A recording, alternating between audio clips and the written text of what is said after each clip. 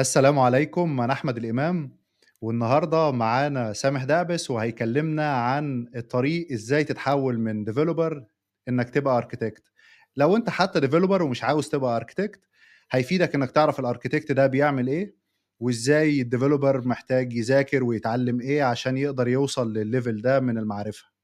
وهنعرف برضه هل هو الarchitect بيعمل حاجة غير شوية الdiagrams والحاجات اللي هم بيرسموها دي، والّا في شغل فعلًا بيعملوه خلال اليوم.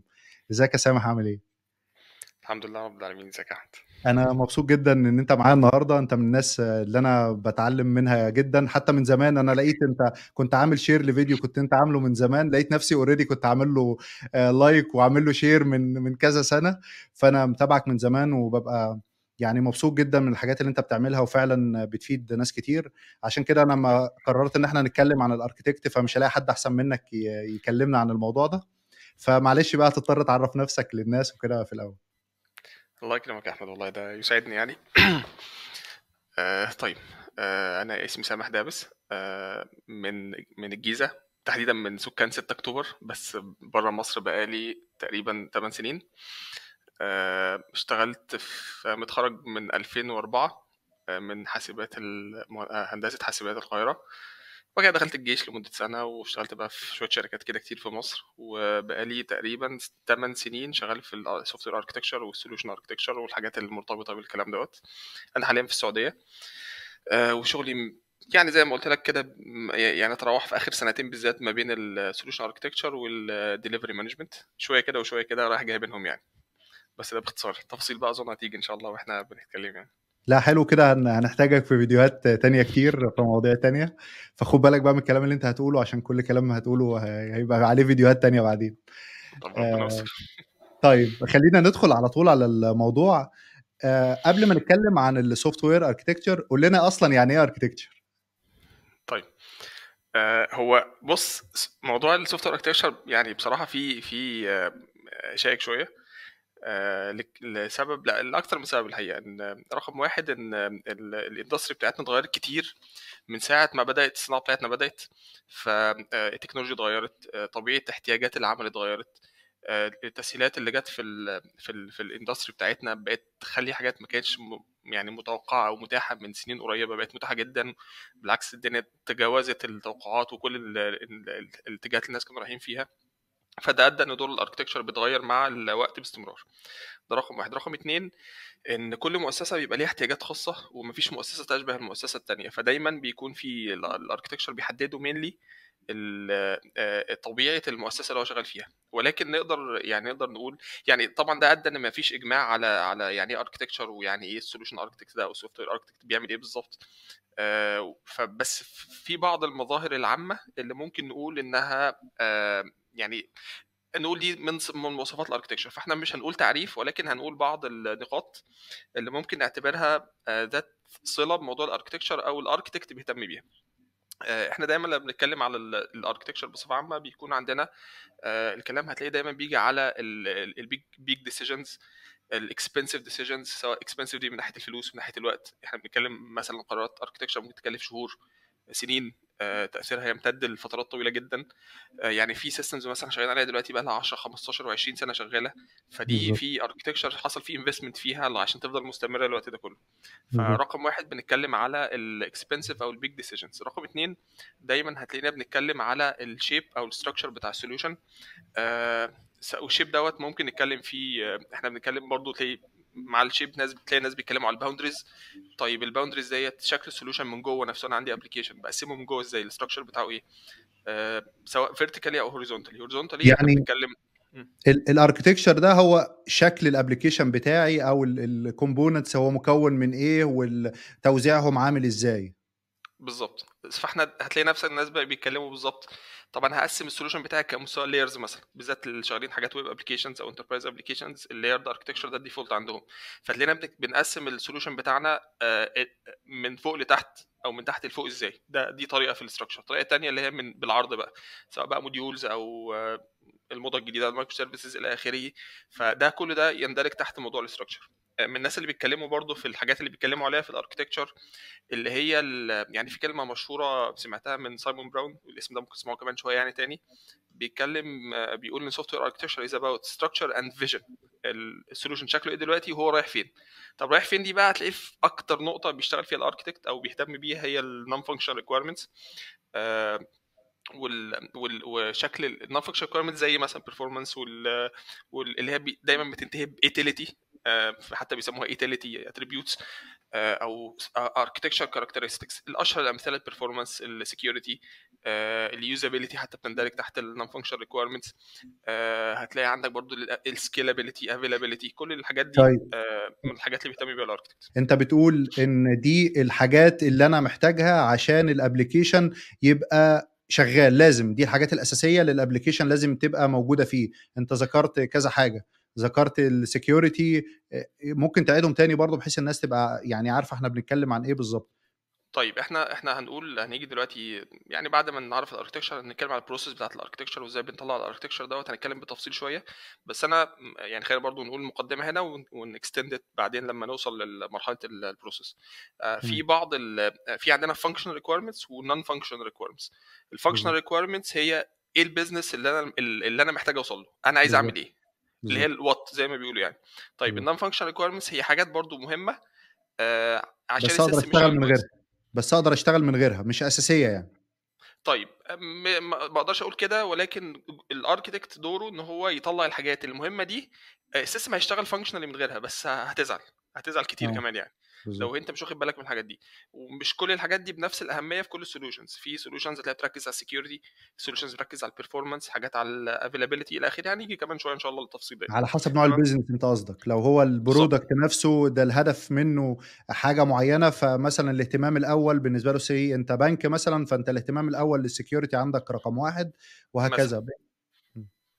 مثلا هنيجي بالنقطه دي ان شاء الله بالتفصيل، لان في امثله بالبنوك تحديدا ليها بعض النون فانكشن ريكويرمنتس اللي بيهتموا بيها. هنيجي هنتكلم عن النقطه دي ان شاء الله. فاحنا اتكلمنا دلوقتي عن البيج ديسيجنز، اتكلمنا عن الستراكشر، اتكلمنا عن الفيجن او النون فانكشن ريكويرمنتس.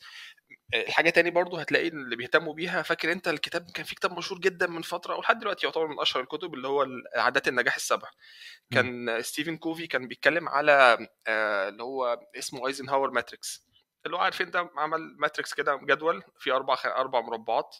المربع الاول الحاجات العاجله والمهمه، والمربع الثاني الحاجات المهمه ولكن ليست العاجله، والمربع الثالث هو الحاجات المش مهمه، ولا اسف، المربع الثالث هو الحاجات العاجله ومش مهمه، والمربع الرابع الحاجات اللي مش عاجله ومش مهمه.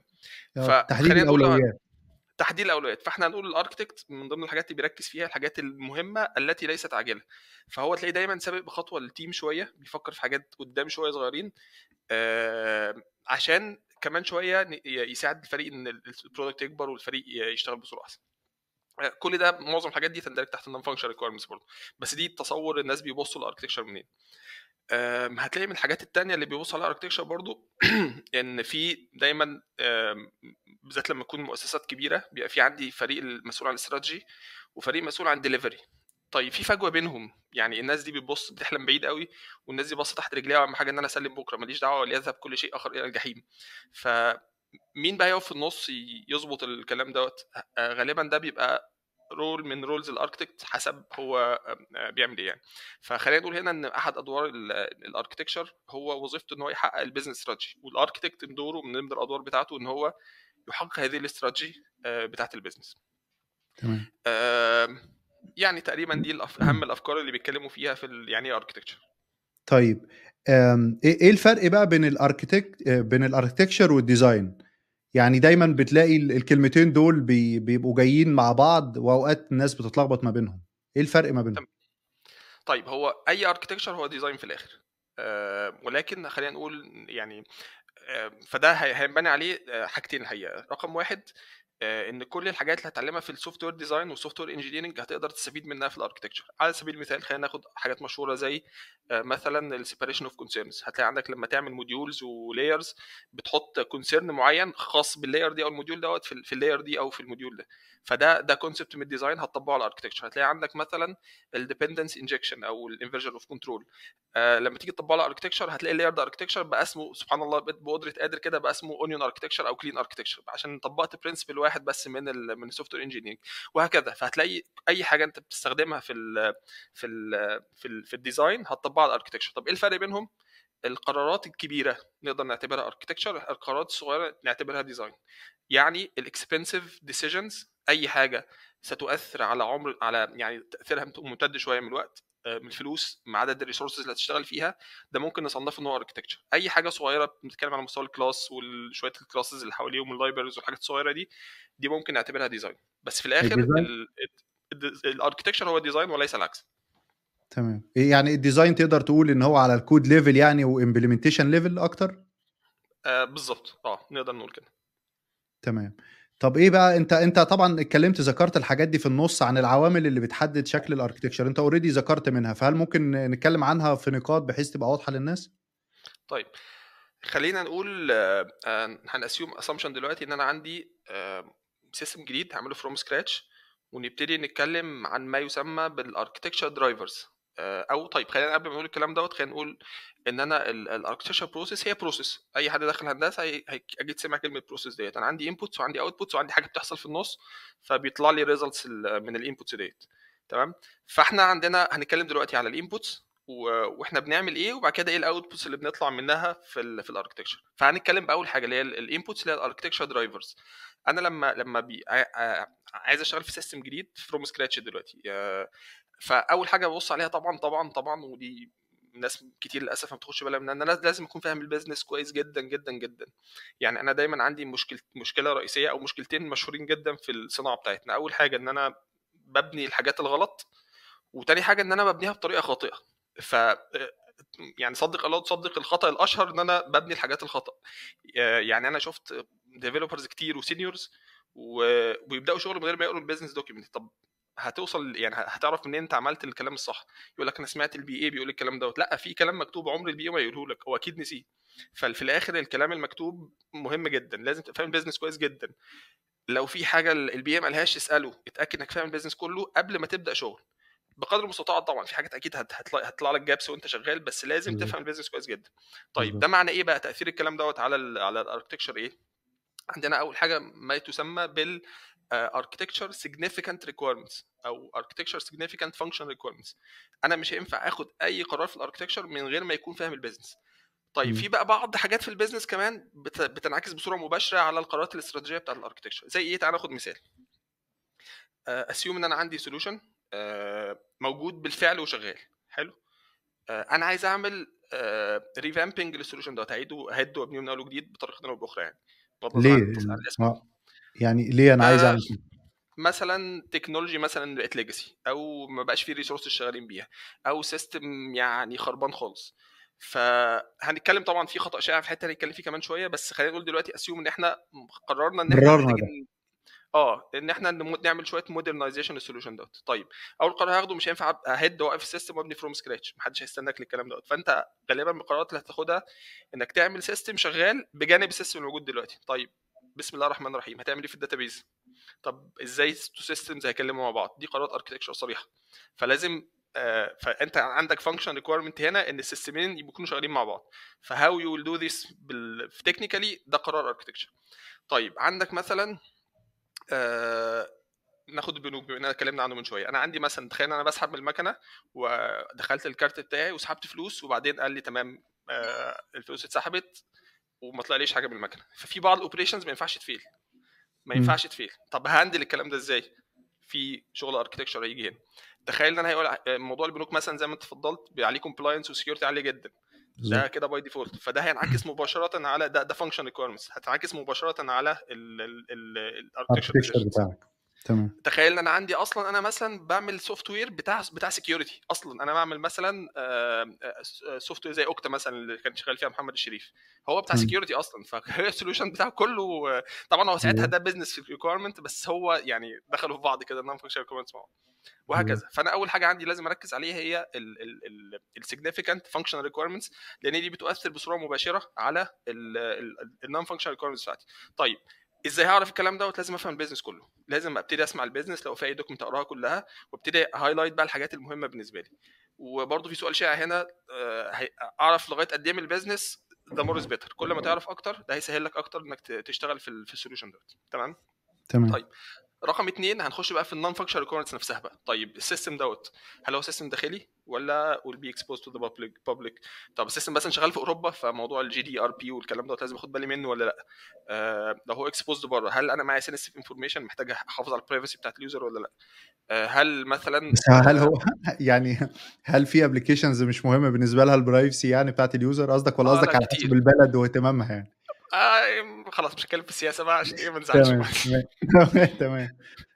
تمام. بس مثلا جي دي ار بي مش موجوده في معلم غير في اوروبا، بس لو جيت تمام. عندنا مثلا في مصر او الوطن العربي لا مش مهتمين، او في اهتمام بالبرايفسي بتاعت اليوزرز والبيرسونال انفورميشن، ولكن فكره ان انا اعرفك المعلومات اللي انا محتفظ بيها يعني الموضوع مش ماتيور قوي عندنا في مصر على الاقل يعني. طيب تمام. الجزء الثاني احنا بنتكلم فيه هو النون فانكشنال ريكويرمنتس. تعال ناخد مثالين مشهورين جدا. التنسيق الثانويه العامه. انا عارف الناس اللي اشتغلوا في الموضوع دوت، الموضوع السيستم بتاع التنسيق الثانويه العامه فيه كميه انجينيرنج، وبالذات في موضوع السكيلابيلتي خرافي، وكان معمول بتكنولوجيز يعني يعتبر قديمه جدا. فانت عندك شويه حاجات دلوقتي اهو بسم الله الرحمن الرحيم، السيستم كله عندك مش عارف كام مليون واحد يدخلوا عليه في نفس الوقت. ومش هيدخلوا طيب عليه تاني يعني، هو مش هيجي هتدخلوا عليه تاني مثلا مره كام واحده، يوم هيدخلوا عليه ومش هيدخلوا عليه تاني يعني. لا مش كام يوم، هو يوم واحد بيدخلوا عليه عشان يعني فده انت كده محتاج تفكر مباشره في السكيلابيلتي. طيب عندك مثلا حاجه في موسم الحج، لغايه فتره قريبه جدا السعوديه كانت بتفتح الحج بالذات الحجاج الداخل في يوم واحد، هو يوم واحد مثلا، فاظن يوم 1 ذو الحجه او حاجه كده يعني، او ذو القعده، بيفتحوا السيستم بيقع من اول بسم الله الرحمن الرحيم، من اول ساعه من اول دقيقه بتلاقيه واقع. ليه؟ لان في ملايين الناس داخله عليه في نفس الوقت. فانا محتاج افكر في السكيلابيلتي. من الامثله المشهوره برضو لو انت شغال اي كوميرس، في المواسم بقى البلاك فرايداي والاعياد والحاجات دي اللي بيحتاجوا برضو ان هم يركزوا جدا على سكيلابيلتي. طيب البنوك موضوع السكيورتي مهم جدا بالذات في الحاجات البابليك فيسنج، الحكومات نفس الكلام. طب لو انا شغال مثلا مع بعمل سيستم داخلي بس اللي بيستخدموه ناس يعني كبار في السن شويه، فانا محتاج اليوزابيلتي طبعا يعني حاجه مهمه، بس هتبقى مهمه قوي حسب الاند يوزرز اللي هيستخدموا السيستم. طب انت عندك ناس عندهم مشاكل في الاكسسبيلتي، فانا لازم اكون صادر الحاجات دي. كل الحاجات دي بقى بتيجي منين؟ mainly من النون فانكشن ريكويرمنتس، و اسف من السيجنيفيكانت فانكشن ريكويرمنتس، والحاجات اللي انا ببتدي بقى ايه خلاص انا ببص عليها وبفهمها من احتياجات السيستم حسب الكونتكست اللي انا فيه. تمام. طيب رقم 3 هتلاقي عندي بقى ما يسمى بالكونسترينتس. احنا قلنا اتكلمنا كده رقم 1 على السيجنيفيكانت البيزنس. نون فانكشن ريكويرمنتس البيزنس. رقم 2 اتكلمنا على التكنيكال الحاجات اللي نون فانكشن ريكويرمنتس اللي انا محتاجها عشان افولفيل البيزنس نيدز ديت. رقم 3 عندي كونسترينتس. تخيل مثلا في البنوك مهم جدا موضوع الكومبلاينس، انت عشان تقبل مثلا او اي حد بيقبل فلوس في شويه اشتراطات للموضوع ده، عشان تدخل كريدت كارد وتدخل تقدر تدخل تاكسبت بيمنتس على الويب سايت بتاعك مباشره من غير بيمنت جيت واي، دي في كومبلاينس وجفرنس المفروض يعني على المواقع اللي بتعمل كده. احيانا بعض المؤسسات بيكون عندها مثلا كونسترينتس على التكنولوجي ستاك اللي هم شغالين بيها، يقول لك مثلا شغالين دوت نت بس، هي دي الديفلوبرز عندنا كلهم كده، انت بتعمل مشروع ليهم فانت مضطر تفولفيل او يعني تكومبلاي مع الكونسترينتس ديت. احيانا يكون في مثلا يقول لك والله احنا في بعض الحاجات المعينه احنا في ديبندنسي على بعض السيستمز او بعض الجهات، لازم نعمل انتجريشن معاهم عشان نديهم داتا او يدونا داتا بطريقه او باخرى. هتلاقي مثلا التيم عنده في كونسترينت في التيم سكيلز. هتلاقي في مثلا دي نقطه مهمه جدا هنتكلم عليها من الكونسترينت الاورجانيزيشن ستراكشر. دي حاجات كتير من الناس ما بياخدوش بالهم منها. في حتى يعني ليها اسم، موضوع اللي هو كونويز لو. انا دلوقتي بنتكلم على الانبوتس بتاعه الاركتكتشر. فانا من ضمن الحاجات لازم اخدها في اعتبار الكونسترينتس اللي منها حاجه بتوع كتير من الناس اللي هي الاورجانيزيشن ستراكشر. تخيل انت عندك تيمز متوزعه على اكتر من اداره، والتيمز دي مسؤوله عن تطلع سوليوشن واحد. لازم تراعي الكلام ده في الاركتكتشر، لازم تحط الباوندريز بتاعتك بناء على الاركتكتشر ستراكشر على الاورجانيزيشن ستراكشر والا هيحصل لك مشاكل كتيره جدا في الكوميونيكيشن، ومين بيحتاج ايه والديبندنسي بينهم وبين بعض هتزعل قوي. فدي من الحاجات اللي تاخد بالك منها. في يعني الكلام بيجيب بعضه، وهتلاقي من حين لاخر بحب اتكلم على الكتب، فلازم اقول الكلام دوت. في كتاب مشهور اسمه ذا ميثيكال مان مانث، ده من اشهر الكتب في ادبيات الصناعه بتاعتنا. كتاب اتالف تقريبا 1900 حاجه و60 حاجه و70، وده من اشهر الكتب اللي الفت في الصناعه لحد دلوقتي. الانجليزي بتاعه صعب شويه، بس هو كان بيتكلم على مشاكل صناعه البرمجيات في وقته، وللاسف الشديد هتلاقي لحد دلوقتي لسه موجوده. وفي كتير من الافكار اللي قالها الناس بيعتبروها حلول ثوريه دلوقتي، بس طبعا زي ما قلنا من شويه هتلاقي ان في التكنولوجيا بتتغير الى اخره. بس الكتاب مهم جدا، انصحكم تقروه. من ضمن الحاجات اللي اتكلم عليها هي فكره الكونويز لو ديت، ان ده واحد اسمه كونوي، ميلفين كونوي تقريبا اتكلم عن الاركتكتشر بتاع اي سوليوشن بيتاثر بيه الاورجانيزيشنال ستراكشر والعكس، فلازم تكونسيدر ذيس في الاركتكتشر بتاعك. تمام. احيانا يكون عندك كونسترينت على الوقت، يقول لك مثلا البروجكت دوت انا عايزك تخلصه لي خلال شهر، لسبب الاخر تايم تو ماركت، انه والله في كوميتمنت على حاجه معينه لازم نخلصها لان في ديبندنسي، بغض النظر عن السبب، بس ده بيكون من ضمن الكونسترينتس اللي بتحط عليك. طيب هل دي حاجه حلوه ولا وحشه؟ قد تظن انها وحشه، ولكن بصراحه كتير بتكون كويسه، وبتوفر وقت كتير جدا في الهري المضاد، ونقعد نتخانق طب نعمل دي ازاي. خلاص يا جماعه الخير، هو ده فرضت علينا، خلينا ادابت معاها وخلاص. بتنجز بصراحه الكونسترينتس ديت. طيب هتلاقي من ضمن رقم 4 من ضمن الحاجات اللي ناخدها في الانبوتس معانا البيزنس جولز والاستراتيجيز. هتلاقي مثلا كتير من المؤسسات بالذات في الموجه بتاعت الديجيتال ترانسفورميشن اللي ماشيه في الفتره دي في المنطقه، ففي ناس كتير في مؤسسات كتيره بتاخد انيشيتيفز، وبالذات بعد الكورونا كل حاجه بقت اونلاين، والناس بتحول للديجيتاليزيشن بصوره عنيفه. فهتلاقي في مثلا استراتيجي يقول لك احنا خلاص هنسبورت الاومني تشانلز، اللي هي يعني مثلا ابدا الريكوست بتاعي من حته واكلمهم اكمله من اي حته تاني، موبايل، ويب، مثلا الهيل كيوسكس، انتجريشن. انا عايز الريكوست الواحد اقدر ادخله انبوتس من اي مكان ويكمل معايا. دي مثلا الاستراتيجي، فلازم اكون سيدريت.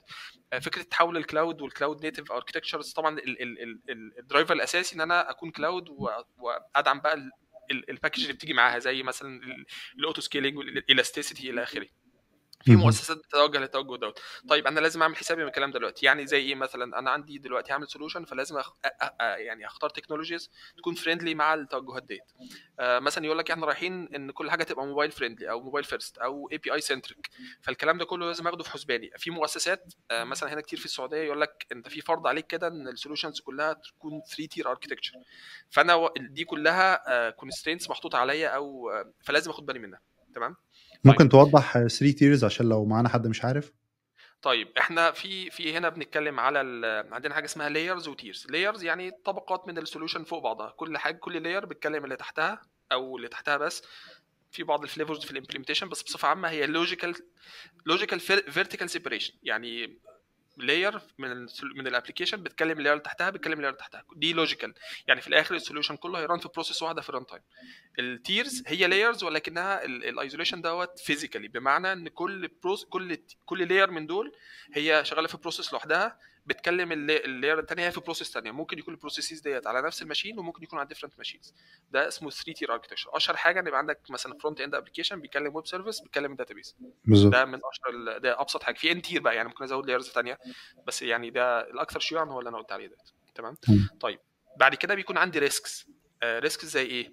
انا مثلا والله التكنولوجيا اللي احنا شغالين بيها دي ما فيش حد شغال بيها في السوق خالص. انا شفت ناس في منطقه يعني مثلا شغالين روبي ان ريلز، انا مش متصور ان في مصر ناس شغاله روبي اون ريلز كتير. في ناس خدت القرار ده. طب يا ابني، طب في ناس ما مش التكنولوجيا مش شائعه هنا، ليه بتاخد القرار ده؟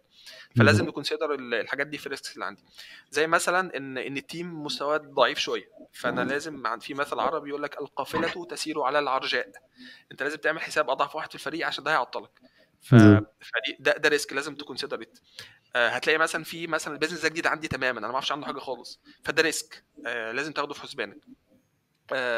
هتلاقي مثلا في حتت معينه السيستم واضح وتمام زي الفل، بس في حتت معينه فيها شويه تكنيكال تشالنجز. مثلا والله في عندي داتا عاليه جدا وانا ما اعرفش في حاجه اسمها ستريمينج، فانا محتاج ادور في الحته دي واشوف اعمل فيها ايه. تمام. فدي كلها من الحاجات اللي باخدها في حسباني، اللي هي موضوع ايه؟ الريسكس. طيب في بعد كده بقى يعني بصفه عامه احنا لسنا جديدين في هذا العالم. غالبا معظم المشاكل اتحلت غالبا يعني. ومش لازم نعيد اختراع العجله. فكل دومين بيبقى فيه زي ادبيات او كتب او كورسز حتى، او في نوليدج معينه في الدومين دوت موجود عند ناس معينه، وفي فريم وركس بتحلها لك. يعني في مؤسسات بالكامل كل السوليوشنز بتاعتها محلوله بالكامل. تخش البنوك مم. مثلا، الكور بانك كله شغال، الاتصالات نفس الكلام. هتروح مثلا حاجه زي الجامعات، انا اشتغلت في مره في مشروع في جامعه كلها كانت فولي ديجيتايزد، كل السوليوشنز اوف ذا شيلف، ما بنوش حاجه خالص، شارين كل حاجه. ففي مشاكل محلوله، ما تعيدش اختراع العجله، لازم تشوف ايه السوليوشنز الموجوده في الاريا بتاعتك ديت، وتعيد استخدام الموجود. طيب خلاص المشاكل مش موجوده، بس في باترنز موجوده. مثلا عايز ابني انتربرايز ابلكيشن، في كتب كتير جدا بتتكلم عن الموضوع ده، اشهرها طبعا كتاب عمنا مارتن فاولر، باترنز اوف انتربرايز ابلكيشن اركتكتشر.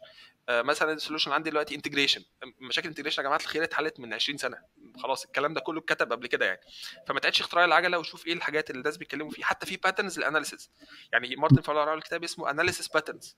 فانت شوف يعني، شوف الدومين بتاعك وشوف الناس ايه المشاكل، ايه نوعيه المشاكل دي. رقم واحد لازم تبقى عارف المشاكل اصلا، والناس اتكلموا في الحلول ايه، عشان ما تعيدش اختراع العجله.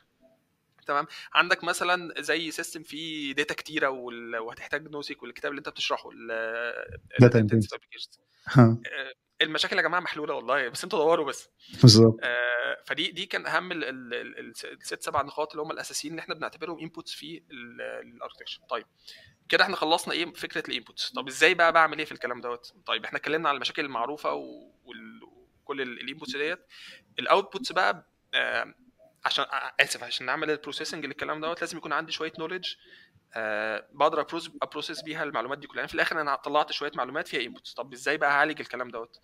ففي هنا هنتكلم على فكره بقى ايه اللي هي الاركتكشر باترنز او ستايلز. انا بحب فكره الباترنز جدا. في حاجه اسمها، خلينا برضو على سبيل الاستطراد يعني، في باترنز وفي انتاي باترنز. الباترنز هي حلول جيده لمشاكل معروفه. الانتاي باترنز هي حلول سريعه لمشاكل معروفه، ولكن ليست بالضروره جيده. النقطه دي مهمه جدا، لان في كتير من الناس بيقول لك احنا نعمل كذا. طب يا جماعه دي حلوه وسريعه، بس فعلا دي هاك مش سولوشن. فالباترنز هي مشاكل، حلول عشان كده اثبتت فعاليتها. عشان كده هم مسمينها انتي باترن، اللي هي ضد، هي مش باترن، هي ضد الكلام اللي احنا اتفقنا عليه، ضد اللي بره الكلاس، يعني حل اه من بره الكلاس. لا هي غالبا بتبقى كوبي بيست مساك اوفر فلو غالبا يعني.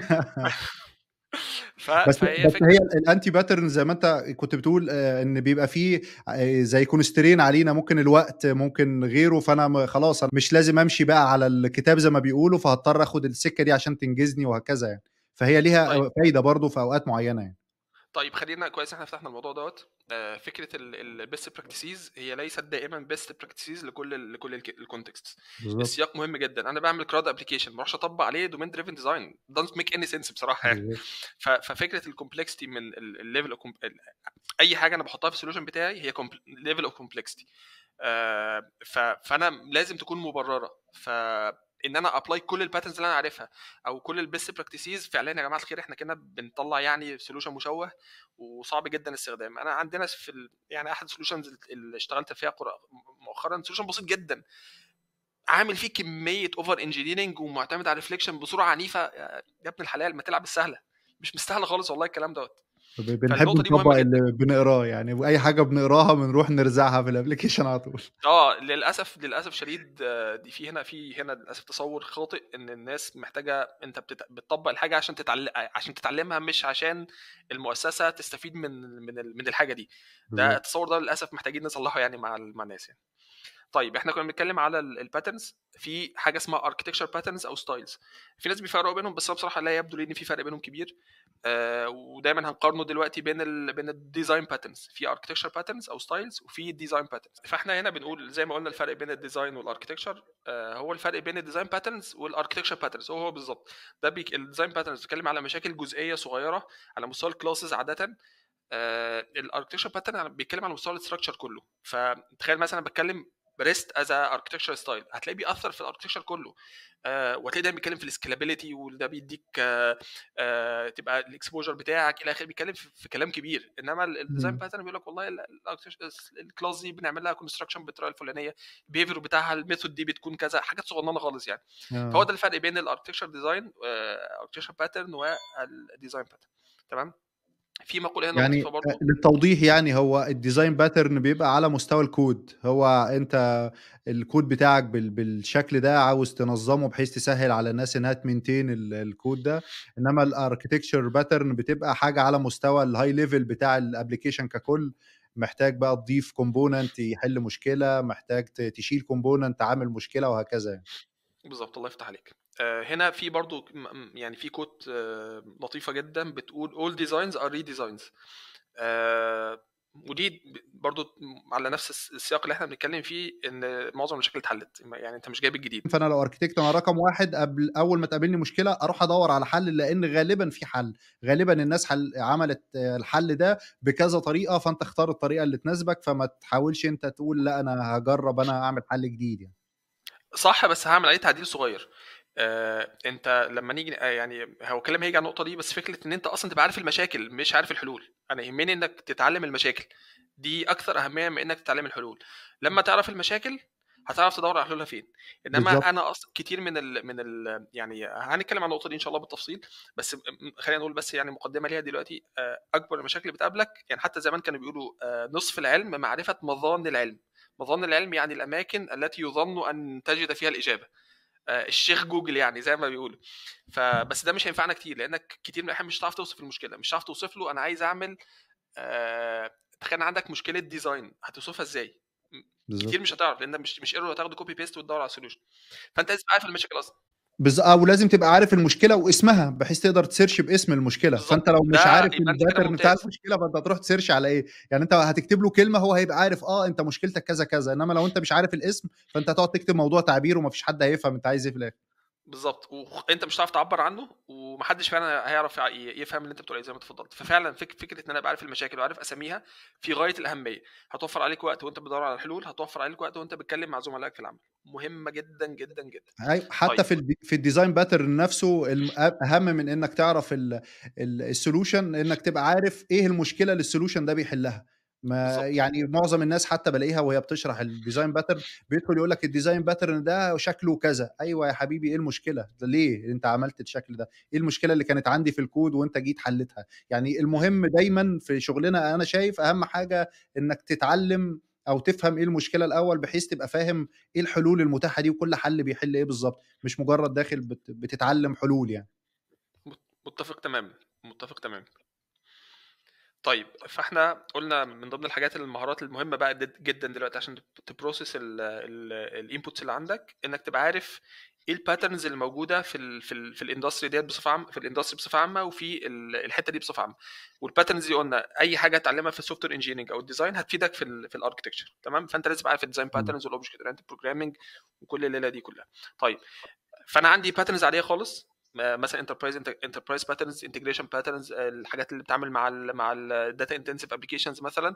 وعندي مودرن اركتكتشرز محتاج اكون اوير بيها، لان برضو الحاجات دي مفيده على الاقل انك تبقى عارف امتى تطبقها وامتى ما تطبقهاش. يعني الناس مثلا اللي بيتكلموا على المايكرو سيرفيسز، هل هي مناسبه ليا ولا لا؟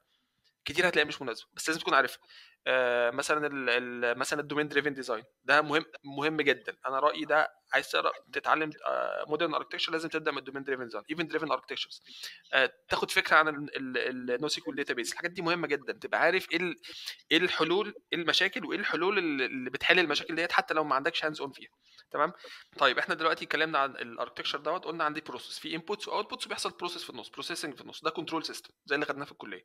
انا دلوقتي في تمام. مرحله البروسيسنج، خدت الانبوتس اللي انا جمعتها اللي هي الدرايفرز بتاعت الاركتكتشر، وانا عندي باك جراوند النولج بتاعت الاركتكتشر بتاعتي، وعارف يعني ايه لايرز، عارف يعني ايه بايبس، عارف يعني ايه مودرن اركتكتشرز الى اخره. وهبتدي اخد قرار مهم جدا. انا في الاخر طب تخيل نقطه خطوه ونرجع تاني. انا في الاخر هرسم مربعات فاضيه وبينها خطوط بتمثل الديبندنسيز. طب عايز احط في المربعات دي سوليوشن. فاول قرار هيجي لي دلوقتي هو الباي فيرسس بيلد. من الاخطاء الشائعه هنا، الناس كل حاجه بتبنيها فروم سكراتش، وصدق او لا تصدق الخطا ده شائع في الشركات الكبيره اكتر من الشركات الصغيره كمان. وكان يتكلم عن النقطه دي سام نيومان، الراجل المشهور الجامد بتاع المايكرو سيرفيسز، اتكلم مايكرو عن النقطه سيرفيس. دي. اه. بس يعني الحتة دي برضه لإنه معظم الشركات بتحب تبقى عندها هي الown solution بتاعها الخاص بيها، بالذات الشركات الكبيرة يعني ما بيفضّلوش إن هم يستخدموا حاجة زي معمولة خارجيًا غير لو هي فعلًا ما فيش حل غير إنهم يستخدموها، بس دي ما هو طبعًا دي محددة يعني. للاسف الموضوع انا طبعا ما اشتغلش ما اشتغلش في الحاجات اللي جوجل ولا الحاجات دي، ما اشتغلتش فيها، ولكن يبدو ان لا لا هي الموضوع ده معروفه. شائع جدا شائع جدا. وانا عرفته بصراحه من سام نيومان. كان مره اوبر نزلت مقاله خلاصتها بيتكلموا عن الدومين دريفن ديزاين. طب يا جماعه الخير، الكلام ده الراجل بيتكلم فيه من 2003، انتم منزلينه في 2021 ليه؟ بقى له 17 سنه الناس بيتكلموا فيه، انتم متاخرين جدا. اتكلم ساعتها من الكلام اللي قاله سام نيومان ان ان الشركات بتعين ناس صغيره يكون شاطرين مثلا في البروبلم سولفنج، بس فعليا ما عندهمش او ناس كبيره بالحاجات ديت. فالناس متخيله ان لا احنا اجمد ناس في الدنيا، احنا ممكن نعمل كل حاجه والسوليوشنز الموجوده مش هتناسب حالتنا، فيروحوا بانيين الحاجه فروم سكراتش، وبعدين يجوا ينظروا علينا احنا عملنا حاجه جامده جدا تنين مجنح. يا جماعه الخير، الناس بيستخدموا الكلام دوت من 15 سنه، فمش عايزين نقع في الخطا دوت. طيب في هنا النقطه دي مهمه جدا بقى، وانا عايز الناس تركز معايا فيه. هنفترض ان احنا يعني الناس كلها يعني خلاص عندها درجه معقوله من الماتيوريتي، واحنا متفقين ان احنا مش محتاج ابني كل حاجه فروم سكراتش، لان ده مش عملي فعليا. هيبقى عندي دايما كونسترينتس في البادجت، كونسترينتس في الوقت، في الفلوس، في الريسورسز الى اخره، فلازم اركز في حتت معينه. طيب ازاي بقى اختار الحاجات اللي ابنيها والحاجات اللي اشتريها او الحاجات اللي اجيبها اوبن سورس؟ ازاي اشغل الاليت تيم بتاعي، الناس الجامده الجيكس في ايه، والناس الجونيورز او الفريش جرادز في ايه؟ اعمل ايه اوت سورسنج، وابني ايه ان هاوس؟ الثلاث اربع اسئله دول خلاصتهم ان لازم اكون عامل الدومين دريفن زي بصراحه ممتازه في الحته دي. وخلينا ناخد فيها انتروداكشن كده سريعه تجاوبني على السؤال دوت. اشتري ولا ابني؟ طيب الحته دي الكلام اللي جاي دوت جاي من الدومين دريفن ديزاين.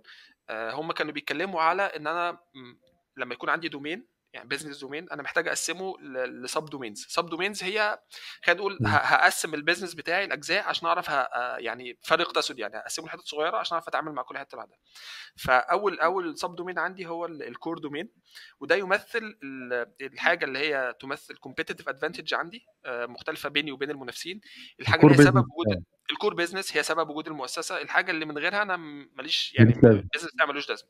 يعني نفترض فدي يعني في جوجل مثلا، جوجل سيرش، السيرش انجن، فلو شات جي بي تي مثلا سيطر عليه مثلا فكده اتضربوا في مقتل، فدي طبعا حاجه تهدد البقاء بتاعهم. بالظبط. والكلام ده على مستوى الشركه وعلى مستوى السوليوشن الواحد. يعني ممكن يبقى عندي برودكت واحد هعمل فيه نفس الفكره برضه، هقسمه لكور دومينز وبقيه السب دومينز الثانيه. هم ثلاث انواع بس، عندي الكور وعندي السبورتنج وعندي الجينيريك. الكور قلنا ده الكور بيزنس بتاعي، خلاص ده النواه بتاعت السوليوشن او الشركه بتاعتي. الجينيريك هي حاجه اقدر اجيبها اوف ذا شيلف، اشتريها حاجه خلاص اتهرست قبل كده وانا مش محتاج ابنيها من اول وجديد. على سبيل المثال انا عايز اعمل سنجل ساين اون، طبعا في تولز كتيره بتعمل لك سنجل ساين اون وشغاله بستاندردز. هات مثلا لو انت شغال دوت نت هات ايدنتي هو سيرفر، لو عاوز انت شغال جافا سكيورتي اصلا، عاوز مثلا.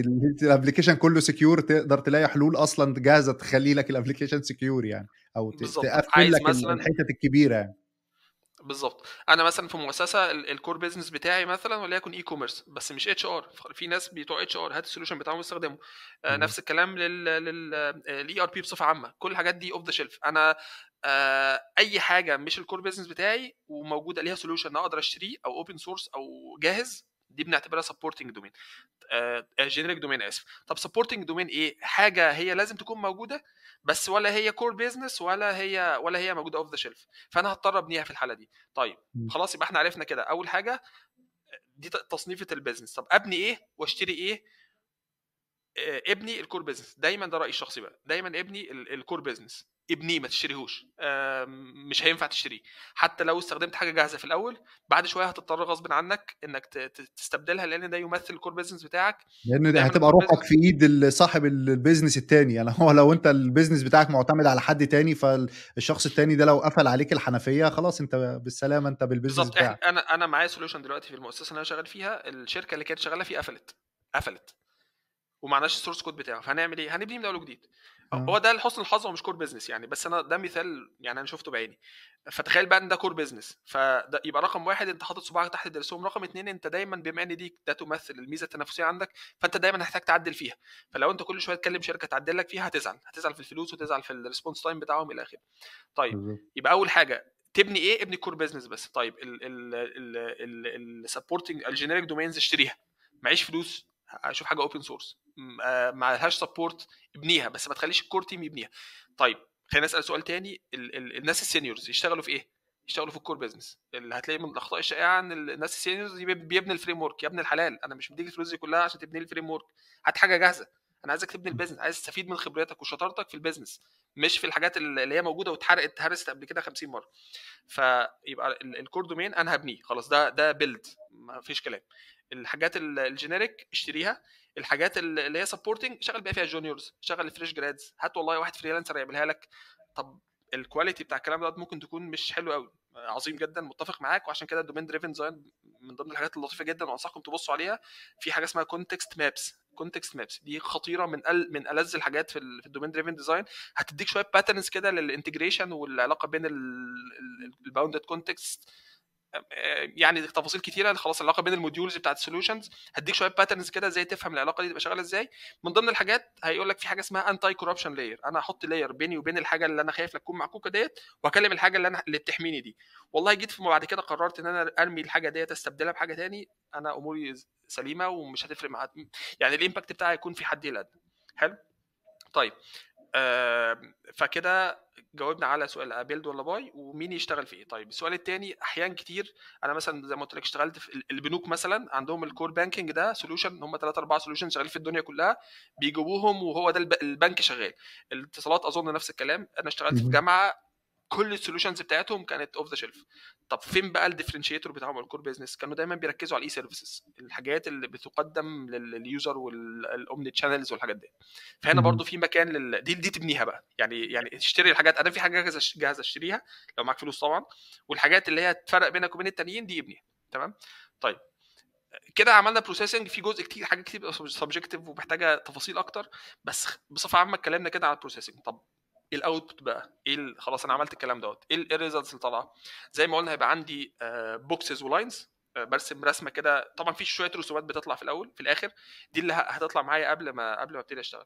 كل مربع بيقول مثلا ده بيعبر عن فانكشناليتي، ده هيأدي الفانكشناليتي دي، وفي ديبندنسي عن المربع الثاني دوت، وبينهم خط بيقول العلاقه دي شكلها ايه، وسهم بيؤشر على الديبندنسي من الى. وبرسم رسمه كده ابستراكت شويه، وبعدين هبتدي افيلت بالتكنولوجي سيلكشن بتاعتي بناء على خلينا نتكلم كمان شويه على التكنولوجي سيلكشن. اخترت التكنولوجيا اللي هستخدمها، هبني ديت، هشتري ديت، دي والله اعمل اوت سورسنج، دي هخلي الكور تيم يشتغل فيها الى اخره. وبعدين انا عندي سؤال، هو ده دور الاركتكت؟ يعني هو الاركتكت هو بيبقى انفولفد في كل ده، في كل الامثله اللي انت بتذكرها دي؟ انا لسه احنا كده لحد دلوقتي ما كتبناش ولا سطر كود، احنا كل ده تمام لسه في الاول خالص. تمام هاجي بعد كده من ضمن الحاجات اللي اعملها، زي ابتدينا في حاجه مهمه جدا في الاركتكشر دوكيومنتيشن، دي برضه من ضمن الاوتبوتس او يعني الارتيفاكتس اللي بتطلع من الاركتكت بصفه عامه، ان انا بطلع دوكيومنتيشن الاركتكشر بتاعي. سايمون براون اللي قلنا اسمه من شويه بيقترح طريقه لطيفه جدا لكتابه الاركتكشر دوكيومنتس، اسمها بعمل حاجه اسمها سوفت وير جايد بوك. هو كان بيقول انا بدل ما اقعد اعمل لك، دخل موظف جديد للتيم، بدل ما اقعد اعمل له اونبوردنج لمده اسبوعين ولا حاجه، لا انا عايز اديله دوكيمنت واحده تديله فكره عامه عن السولوشن بكل الاسبكتس اللي تهمه، بحيث ان هو خلال مثلا نص يوم يكون خلاص فهم الدنيا. الدوكيمنت دي هيكون فيها ايه؟ فيها معلومات هاي ليفل عن البيزنس، تفهموا احنا بنتكلم عن ايه ايه السيستم ده وضعه ايه بالظبط، والدومين اللي هو شغال فيه.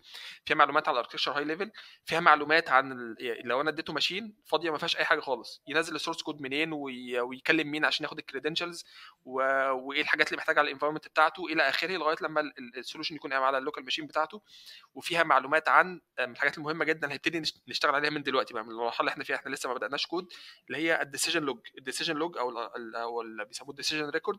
انا بسجل القرارات الاركتكتشر او الديزاين اللي انا خدتها، مهمه جدا. بقول مثلا في اليوم الفلاني انا كنت عايز اخد قرار هشتغل سيكول ولا نو سيكول، دي البدائل. كان انا كنت محتار اختار سيكول ولا نو سيكول، ولكن مشيت في سيكول عشان والله لقيت ان ده انسب ليا، عشان 1 2 3 4 انا استخدمت التكنولوجيا الفلانيه عشان التيم بيعرف كذا وهكذا. فانا ببتدي اسجل دلوقتي الاركتكتشر ديسيجنز بتاعتي، وبعمل النواه بتاعه السوفت وير جايد. طيب خلاص كده احنا تقريبا خلصنا اول مرحله. انت دلوقتي اتكلمت بشكل مستفيض عن الاركيتكتشر واشكاله والقرارات او الديسيجنز اللي انا بحتاج اخدها وبناء على ايه وهكذا. طب دور الاركيتكت ايه بالظبط بقى في الحته دي؟ يعني ايه اللي هو مطلوب منه، ولا هو لو شركه عينته مستنيين منه ياخد قرارات ايه او يعمل ايه؟ وبرضه لو تقدر تقول لنا مين الناس بقى الاركيتكت بيتعامل معاهم اثناء شرحك للكلام يعني. طيب حلو. طيب احنا قلنا طيب خلينا في جمله كده كنت قريتها في كتاب اسمه Just Enough Software Architecture. كتاب لطيف برضه. كان ذكر جمله كده بيقول architectures. الاركتكتس الاولانيه دي هي الفاعل والاركتكت دي هي الفعل والاركتكتشرز دي المفعول به. فالاركتكت احنا اتكلمنا دلوقتي عن الاركتكتشر ايه هو، دي اللي هي المفعول به اللي في الاخر، واتكلمنا عن البروسيس الاركتكتنج. هنتكلم دلوقتي على الاركتكت. الاركتكت هو بيعمل ايه؟ هو بيعمل البروسيس بتاعت الاركتكتشر زي ما اتكلمنا عليها من شويه. بس في حاجات تانية بصراحه. خلينا نتكلم عن الرول اكتر بتاع الاركتكتشر، او رولز وريسبونسبيلتيز. اظن ده ممكن يكون هو اجابه السؤال يعني. زي ما قلنا طبعا في الاول خالص ان الاركتكتشر بصفه عامه الديفينيشن بتاعه مختلف عليه، وبسبب تطور الزمن وبسبب كل طبعه كل مؤسسه، وبالتالي هتلاقي على الرولز والريسبونسبيلتيز امتدادا للكلام دوت برضو مختلفه حسب كل مؤسسه. ولكن في لايرز من الاركتكتشر، وفي بعض المهام العامه اي اركتكت بيهتم بيها. هتلاقي الاركتكتشرز بصفه عامه بيهتموا بالصوره الكبيره، بيهتموا بالاستراتيجي، بيهتموا بالبيزنس جولز. الثلاثه دول عامه في اي حاجه انت شغاله في الاركتكتشر بمستويات مختلفه بقى. ممكن تلاقي واحد مثلا ده شغال سوفت وير اركتكت، فده مركز على السوفت وير. هتلاقي في واحد انفراستراكشر اركتكت ده مركز على الثلاث حاجات دول على مستوى الانفراستراكشر. تلاقي واحد انتجريشن اركتكت الثلاث حاجات دول على مستوى الانتجريشن. حلو. طيب خلينا نتكلم بقى الحاجات الاقرب للسوفت وير اركتكتشر، بما ان ده هو موضوع السيشن ديت. فاحنا كنا بنتكلم على اول حاجه في مثلا اللهم صل على محمد، في عندي مثلا سوفت وير اركتكت او سيستم اركتكت، وفي سوليوشن اركتكت، في ابلكيشن اركتكت، وفي انتربرايز اركتكت. الخط الفاصل بينهم باهت شويتين، بس خلينا نقول بصفه عامه يعني قد الناس تختلف او تتفق معايا فيها، بس خلينا نقول انا شفته وعادي يعني. الموضوع مش صح وغلط يعني، زي ما قلنا ده حسب كل مؤسسه. السوفت وير اركتكت عاده هو بيكون مسؤول عن سيستم واحد من ناحيه سوفت وير بس، مالوش علاقه باي حاجه ثانيه. هتلاقي هو بيكلم حد ثاني بتاع انفراستراكشر اركتكت او انتجريشن اركتكت، بس هو مالوش دعوه بالسيستم بتاعه. كتير اللي بيقوم بالدور دوت هو التيك ليد، ما يبقاش فيه رول صريح للاركتكتشر في الحته دي، والتيك ليد هو اللي بيقوم بالمهمه ديت. فده شفت الاثنين يعني. تمام. طيب تنتقل بقى ليفل اعلى شويه، السوليوشنز اركتكت. دي بقى فيها اختلافات كتيره جدا. هتلاقي في مؤسسات بتعتبر الانتجريشن اركتكت هو سوليوشن اركتكت. ليه؟ لانه هو بص على الباوندريز. الانتجريشن فعليا هو بيبص على الباوندريز، فالسوليوشن اركتكت بيبص على الباوندريز بتوين السوليوشنز دي.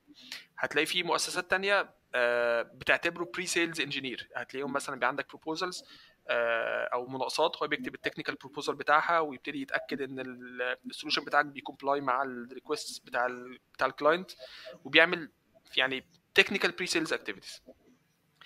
في ناس ثانيه اللي هو سوليوشن بقى، ان هو يعني ده هتلاقي ده شائع جدا بالذات في الناس بتوع الكلاود، بيبقى عنده مشكله فيها جوانب مختلفه كتيره، بس بيحلها بانه يختار سوليوشن معتمد على انفراستراكشر وسوفت وير في نفس الوقت. الناس بتوع الكلاود بالذات والسيرتيفيكتس بتاعت الكلاود هتلاقيها مركزه قوي على الحته دي. تمام. فده موضوع السوليوشن اركتكتشر. تطلع بقى في الابلكيشن، هنا في شويه اختلافات. اشهر تعريف للابلكيشن اركتكت ده جاي من التوجاف، الشهاده المشهوره بتاع الانتربرايز اركتكتشر. بتقول الابلكيشن اركتكت هو المسؤول عن الابلكيشنز اللي في كل المؤسسه. تمام. في ناس تانية بتعتبر الابلكيشن اركتكت هو السوفت وير اركتكت، اللي هو اصغر ليفل، اللي هو تكنولوجي اركتكت شغال دوت نت اركتكت مثلا في السوليوشن ديت. اختلافات كتيره في الحته ديت يعني. تمام. الانتربرايز بقى ده حد اعلى شويه منهم، بيكون مركز على اكتر من بيلر، مش مجرد الابلكيشن بس. بيركز على الابلكيشنز، ومركز على الداتا، ومركز على البيزنس، ومركز على التكنولوجي بقى تشمل النتوركس وتشمل السكيورتي والى اخره يعني. فانت بتتكلم على انواع او الرولز المختلفه او الدرجات للاركتكت على حسب نوع الشركه. في شركه ممكن يبقى عندها 3 انواع على حسب حجمها، يعني في شركه عندها نوع واحد وبتخليه يعمل كل حاجه. يعني كل شركه بتبيك المناسب للحاله بتاعتها على حسب بقى الفلوس وعلى حسب الحجم بتاع الشركه وهكذا. بالظبط. وهتلاقي برضو من ضمن الحاجات المشهوره دلوقتي ابتديت اشوفها برضو الناس بتوع الديجيتال ترانسفورميشن. بيبقى في تيمز مخصصه للديجيتال ترانسفورميشن. دول عاده بيكونوا جايين من باك جراوند انتربرايز اركتكتشر، وبيتكلموا على مستوى عالي شويه في الاستراتيجي وبيبصوا للصوره الكبيره بتاعه المؤسسه وانيشيتيفز بقى رايحه فيها والكلام دوت يعني.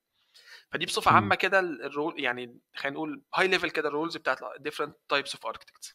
تمام. ايه بقى الشركه بتبقى مستنياه منه؟ احنا هنفترض احنا هنتكلم عن السولوشن اركتكت اللي هو الاكثر شيوعا او اللي معظم الناس عارفاه. إيه اللي بيبقوا منتظرينه منه؟ يعني لو مثلًا حصل مشكلةٍ ما بيقولوا دي مشكلته هو إنه ما اختارش حاجة معيّنة أو ما ودّاناش في السكة اللي إحنا منتظرين إن إحنا نروح لها. إيه الأجزاء اللي هي حاجة في الcore requirement وأنا باختار الarchitect؟ حلو. طيب ده برضه بيرجع كتير لحسب المؤسسة، بس برضه هادّيك كلام عام خلّينا من اللي في أنا شُفته برضه. الحالة العامة آه. اللي معظم الشركات وهي بتدوّر على الarchitect بتدوّر عليها يعني. طيب في ناس كتير جدًا بيعتبروا الarchitect دوّة هو developer شاطر جدًا تنين مجنح، بيطلّع نار من بُقّه. كتير من المؤسسات اللي شُفتها بت بت واخدة في حسبانها الموضوع دوّة، تمام؟ الكلام صح والّا غلط؟ يعني يحمل جزء من الصحة، ولكن مش صح أوي من وجهة نظري، لإن دايمًا لمّا الdeveloper أو الarchitect هيخش في الimplementation details بصورة كبيرة، لازم يكون aware طبعًا، ولكن كل ما يغرق في التفاصيل هيفقد شغله الأساسي اللي هو الصورة الكبيرة. يعني أنت دايمًا مهمتك إنك تكون ماسك الصورة الكبيرة كلها. هنتكلم كمان شوية عن ال يعني أظن كمان شوية هنتكلم على الagile architecture. هنتكلم عن الثوابت والمتغيرات في الarchitecture، دي مهمة جدًا. دي الاركتكت مهم ان هو يكون ماسك الصوره الكبيره. الصوره الكبيره اللي هي السولوشن ليه ملامح عامه، في حاجات ينفع اقبل التغير فيها وحاجات لا اقبل. خلينا نتكلم فيها دلوقتي، خلينا نتكلم فيها دي. لأ عارف انت في خلّينا بس يعني اللي أنا فهمته إن المطلوب من الarchitect أو الحاجة الأساسية فيه إن هو يكون شخص عنده knowledge كبيرة جدًا، لإن بالظبط. القرارات يعني معروفة أي قرار أنت محتاج تاخده محتاج معلومات، فهو بما إنه شخص بياخد قرارات وقرارات مهمة بتحدد مصير الapplication نفسه، هندفع فلوس قد إيه وتكلفتها إيه الperformance هيبقى عامل إزاي، فبما إني منتظر من الشخص ده ياخد قرار، فأنا لازم هو يكون عنده knowledge كبيرة، صح. فلازم يكون شخص بالظبط. مُطّلع بقى وبيقرا كتير ويعرف أنواع المشاكل وإيه الحلول المتاحة وهكذا. دي أنا شايف بالظبط. إنها حاجة أساسية اعتمادًا على الكلام اللي أنت قُلته يعني. متفق معاك بالظبط، ده فعلا من الاكسبكتيشنز الاساسيه. وزي ما قلت لك هم بيفترضوا ان هو ديفلوبر اشطر من كل الديفلوبرز الموجودين. ده اكسبكتيشن ويحمل جزء من الصحه، وان كان ليست الصوره كامله يعني. هو مش لازم يبقى يعني كده كtechnical wise ككتابة كود والكلام ده، بس لازم يبقى عنده knowledge أو معرفة أكتر من كل الناس الموجودة، لإنه ده دوره أو ده اللي منتظر منه، فغالبًا هيكون حد عنده experience كبيرة، فعدّى بمشاكل كتير، حتى وهو developer في بداية حياته، ووصل للlevel ده إنه بقى خلاص شخص قادر ياخد قرار، قادرين لو قابلتنا مشكلة هو يقدر يقول لنا إحنا هنروح للاتجاه ده، أو يبقى عنده رؤية زي ما أنت قُلت على الbig picture إن هو شايف إحنا بالشكل بالوضع العام ده من فوق، أنا شايف إن إحنا هنروح في داهية كمان شوية لو حصل مشكلة في الcomponent ده، فإحنا محتاجين نجهّز لmigration لsolution تاني أو لtool تانية المفترض نستخدمها وهكذا يعني. بالظبط، الله يفتح عليك، بالظبط متفق تماما.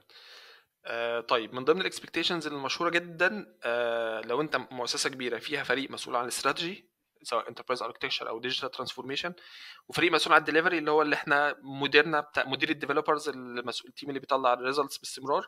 دايما الناس دي ما بيحبوش بعض وفي بينهم مشاكل. ليه بقى؟ ده باصص بعيد قوي وقاعد في برج عاجي مش دريان باللي بيحصل حواليه، وده بيقول له يعني اذا بدات المعركه فليذهب الكل الى الجحيم يعني. فالمهم دلوقتي الدليفري هو اهم حاجه. طب الكلام ده حلو جدا، بس الناس دي يا جماعه خير يعني برضو كلامهم مهم. فهنا دور الاركتكت بقى ان هو يمجريت، يعني يردم الفجوه بينهم. ازاي؟ ان هو الناس دي بتتكلم عندها خطوتين ثلاثه قدام، وده باصص تحت رجله. طب معلش، احنا عايزين نوصل للمرحله ديت، طب ايه رايكم نبتدي ناخد خطوه صغيره؟ على سبيل المثال انا عايز اروح لحاجه تكون كلها مثلا اي بي اي سنتر. كان شغال مثلا مونوليثز او ما عنديش اي وسيله انتجريشن، فعايز انتروديوس كل حاجه هنجيب مثلا اي بي اي بلاتفورم. طب عايزين نبتدي بس انتروديوس اي بي ايز عشان الناس تعرف تتكلم معانا بيها، نحط شويه تيرز في الابلكيشن. فالاركتكت هيبتدي يشتغل في الحته دي شويه جراديولي، اللي هي بعد شويه والله انا خلاص بقيت ريدي ان انا افولفيل الاستراتيجي بتاعت المؤسسه، وهكذا.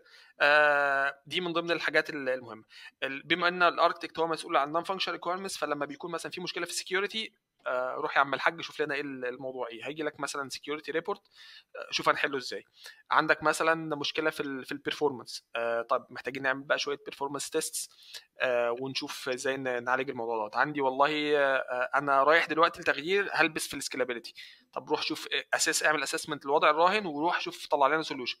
عندي عايز اتبنى تكنولوجي جديده، فانا متوقع ان انا اعمل بي او سيز عشان اشوف التكنولوجي دي احسن ولا لا، وهكذا. دي برضو من ضمن الحاجات الاكسبكتيشنز بتاعت من الاركتكت. اكسبكتيشن بتاعتك بما ان هو ديفلوبر شاطر ان هو يساعد التيم طبيعي هو بيكون يعني ده قدوه ليهم، فلازم يكون عنده نوليدج عاليه جدا. بس هو انا من واقع اللي انا شفته يعني احنا غالبا الاركيتكت يعني ما بنعتمدش عليه في اي حاجه لها علاقه بالكود. او ده اللي انا شفته يعني ان هو غالبا هو زي ما انت قلت باصص على الصوره الكبيره، بيعمل بروف اوف كونسبتس لاي كومبوننت او حاجه جديده، بيقول لنا والله انا عايز اعمل بروف اوف كونسبت على حاجه معينه، فجربوا لي التول دي تنفع ولا دي، ونقارن ما بينهم بحيث يقدر ياخد هو قرار.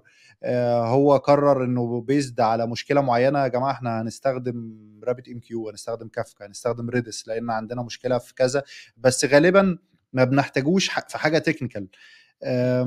يعني بيبقى زي ما انت قلت اللي هو باصص بس على الصوره الكبيره. انا حتى بيحصل ما اعرفش بيبقى بيواجهني برضو شويه مشاكل ان انا ما ببقاش عارف امتى نروح له. اوقات بناخد احنا قرارات كديفلوبرز، فهم بييجوا يقولوا يتفاجئوا طب انتوا ليه ما رحتوش للاركيتكت تسالوه في الحته دي يعني.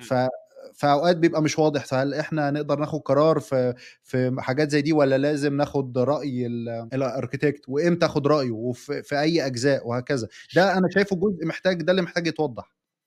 طيب هو زي ما قلت لك من شويه ده بيخضع طبعا لحسب كل مؤسسه، فده اللي انت قلته ده موجود. بس انا بصراحه ما بحبش الطريقه دي. الاركتكت لو ايه هو بقى مش شغال الشكل مع التيم. قول لنا ايه الشكل ايه اللي هو الاكثر شيوعا او الشكل الامثل، الشكل الاحسن اللي المفروض يعني يكون موجود. ده مهم بالنسبه لي انا على الاقل. طيب دي انا اقول لك وجهه نظري، بس ده طبعا يعني في الاخر هيخضع لكل مؤسسه، وانا شفت اللي انت بتقول عليه دوت. الاركتكت اول حاجه لازم يقعد في وسط الديفلوبرز، لازم يقعد في وسطهم. دي انت كسرت اول حاجز دلوقتي. فلو هو قاعد جنبك، انا متصور ان هو مش قاعد معاكم، هو لو قاعد جنبك انت مش هتحتاج تسال السؤال دوت، انا هروح اساله ده عندك ولا مش عندك، هيقول لك عندي ولا مش عندي. فده كسرت اول حاجز اللي هو الكوميونيكيشن، الحاجز بتاع الكوميونيكيشن. فاول حاجه الاركتكت لازم يكون قاعد مع التيم. تاني حاجه الاركتكت لازم يكون عنده نوليدج في التكنولوجي اللي التيم بيستخدمها، عشان التيم ما ياخدش قرارات هو مش فاهمها. دي في غايه الاهميه ان الاركتكت بس لو مش فاهم. يعني التكنولوجي دي فيها مشكله، لان لو انت شغال مايكرو سيرفيس فانت عندك اكتر من تكنولوجي بيزد على الريكويرمنت بتاع كل سيرفيس، ان انت محتاج بصوره يعني ماسه ان انت لازم تستخدم التكنولوجي دي، لازم في الحته دي. فهو كده هيحتاج يبقى عنده وايد نوليدج بتكنولوجيز مختلفه، وما اعتقدش ان في شخص هيبقى قادر يفيد في كل اللغات يعني او التكنولوجيز بصوره كويسه يعني. طيب خليني اقول لك، انت الاركتكت مش محتاج يكون صح عنده نولج في كل حاجه، ديب نولج في كل حاجه، بس محتاج يكون عنده برود نولج عاليه جدا، ومحتاج يكون عنده 5% من الحاجات اللي هو بيحتك بيها. دي مهمه جدا، عشان لما تيجي تكلمني مثلا في كافكا اكون فاهم انت بتتكلم على ايه. مش هينفع انت بتتكلم في حاجه وانا مش فاهم اصلا السؤال، دي مأساة. يبقى انا كده مش هعرف اساعدك. تمام. انا مثلا انا خبرتي كلها مثلا في مايكروسوفت، لما رحت اشتغلت في فريق كنت بدير فريق جافا. كان مساعدتي ليهم كلها على مستوى النظري، والله في مشكله، والله يا جماعه الخير المشكله دي شبه التكنولوجيا، احنا قلنا خلاص كل حاجه المشاكل كلها اتحلت. المشكله دي لما كانت بتحصل عندنا في التكنولوجيز دي، كانت غالبا سببها بيكون 1 2 3 4، وطلعت صح، طلع كلامي صح. انا ما اعرفش التكنولوجي، بس مش هيستفيدوا مني في تفاصيل اكتر من كده، كلها هتكون على مستوى بالشبه. دي شبه التكنولوجيا شبه بعض، فالمشكله دي شبه المشكله دي. تمام. بتوجههم لدايركشن ولحل بس مش بالتفاصيل. بالظبط، بالظبط. دي من ضمن الحاجات اللي انا احتكيت بيها شخصيا يعني. فالاركتكت لازم يكون لو هو مش عارف السوليوشن اللي هو حاطه هيتنفذ ازاي، غالبا الديفلوبرز مش هيسمعوا كلامه، وهيتفاجئ بعد كده انهم ما سمعوش كلامه. وهنا بقى هتلاقي في حصل بقى مشاكل، والله لو نجحت يقول لك شفتوا بتوجيهاتي العظيمه، لو انا فشلت يقول لك صح. انتوا ما بتفهموش ما فهمتوش اللي انا بقول عليه. فعشان نخرج من الكلام دوت، لا الاركتكت محتاج يكون قريب شويه من الديفلوبرز، يكون عنده شويه هاندز اون، حسب طبعا يعني في كل ما تطلع في الاستراتيجي هتبعد عن الديتيلز. بس طول ما انت قريب من الديتيلز او قريب من الديفلوبرز لازم يكون عندك هاندز اون. ده رايي والله اعلم يعني. طيب مين بقى الناس اللي في السايكل بتاعته؟ انت قلت الديفلوبرز، مين بقى الناس اللي هو بقى بيريبورت ليهم او مستنيين منه حاجه اعلى بقى من ناحيه البرودكت او كده؟ طيب انا شفت مدرستين، اشتغلت في واحده والتانيه الحقيقه ما اشتغلتش فيها وحاسس انها صعبه جدا. اكيد في ناس بينجحوا فيها لانها موجوده. فكره ان انا يبقى عندي الاركتكت هو واحد من التيم، كلهم بيعملوا بيريبورتوا لمانجر واحد. فبالتالي هو بيحتك، يعني كل الناس اللي بيحتكوا بيهم الديفلوبرز الاركتكت بيحتك بيهم. تمام. في المؤسسه كل لو كبيره ده التيم بتاعه هو شغال مع الديفلوبمنت تيم، ولكن بيحتك بناس تانية زي مثلا الانتربرايز اركتكتشر تيم او التيمز الاخرى بتاعت الانفراستراكشر والنتوركس والسكيورتي الى اخره. فهو الناس اللي بيحتك بيهم دايما هم نفس الناس اللي بيحتكوا بيهم الديفلوبرز، ولكن مهم. هو قد يكون الكونسيرنز بتاعته مختلفه سيكا. يعني مثلا في التعامل مثلا مع فريق سكيورتي هتلاقيه هو عنده شويه نولج زياده، فيقدر يتشالنج معاهم شويه. على سبيل المثال المشكله حصلت معايا قريبا، ان الابلكيشن اليوزر بيدخل في مره يلاقي ان الابلكيشن بيفتح، يدخل يعمل ريفريش او يدخل كمان شويه يلاقي ما بيفتحش. طيب هذا مباشره دي واضح ان في مشكله في اللود بالانسر، ان هو كونفيجر كل النودز شغاله. مهم. فخلاص كده يبدو لي ان والله دي مشكله في اللود بالانسر، البروبنج شغال على مستوى التي سي بي مش الاتش تي تي بي.